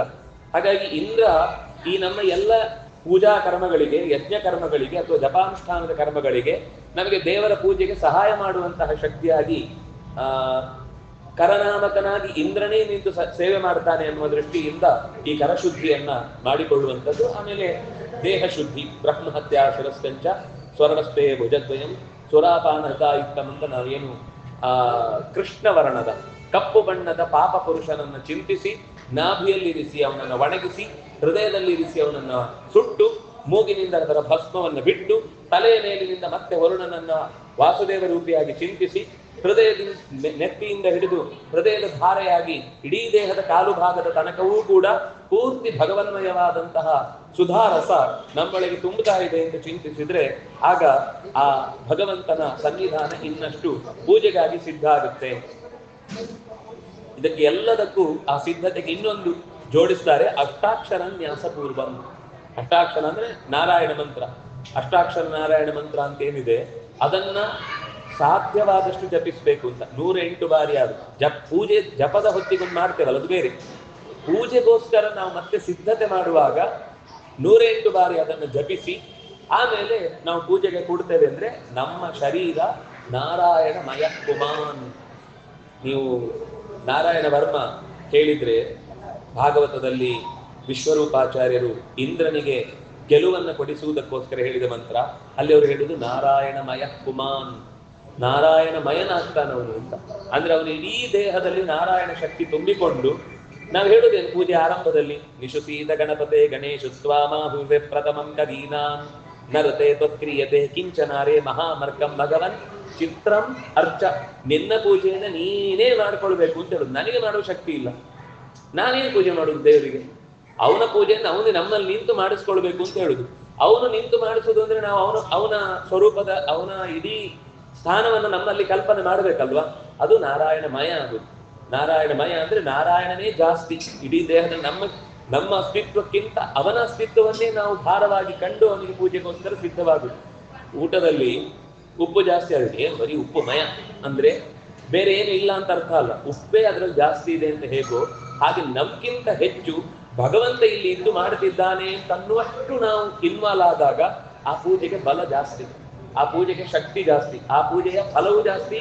ಅದು ನಮ್ಗೆ ಪರಿಣಾಮವಾಗಿ ಗೊತ್ತೂ ಆಗುತ್ತೆ ಏನಾಗ್ತಾ ಇದೆ ಅಂತ. ಅಂದ್ರೆ ಅದರ ವಿಶೇಷ ಅನುಗ್ರಹವನ್ನು ನಾವು ಅನುಭವಿಸ್ಲಿಕ್ಕೆ ಸಾಧ್ಯ ಆಗುತ್ತೆ. ಹೀಗೆ ಕೈ ಮುಗಿದು ನಿಶುಸೀದ ಅನ್ನುವ ಮಂತ್ರದಿಂದ ನೀನೇ ಕೂತು ಚಿತ್ರಂ ಅರ್ಚ, ನನ್ನ ಒಳಗೆ ನಿಂತು ಪೂಜೆ ಮಾಡಿಸಿಕೋ.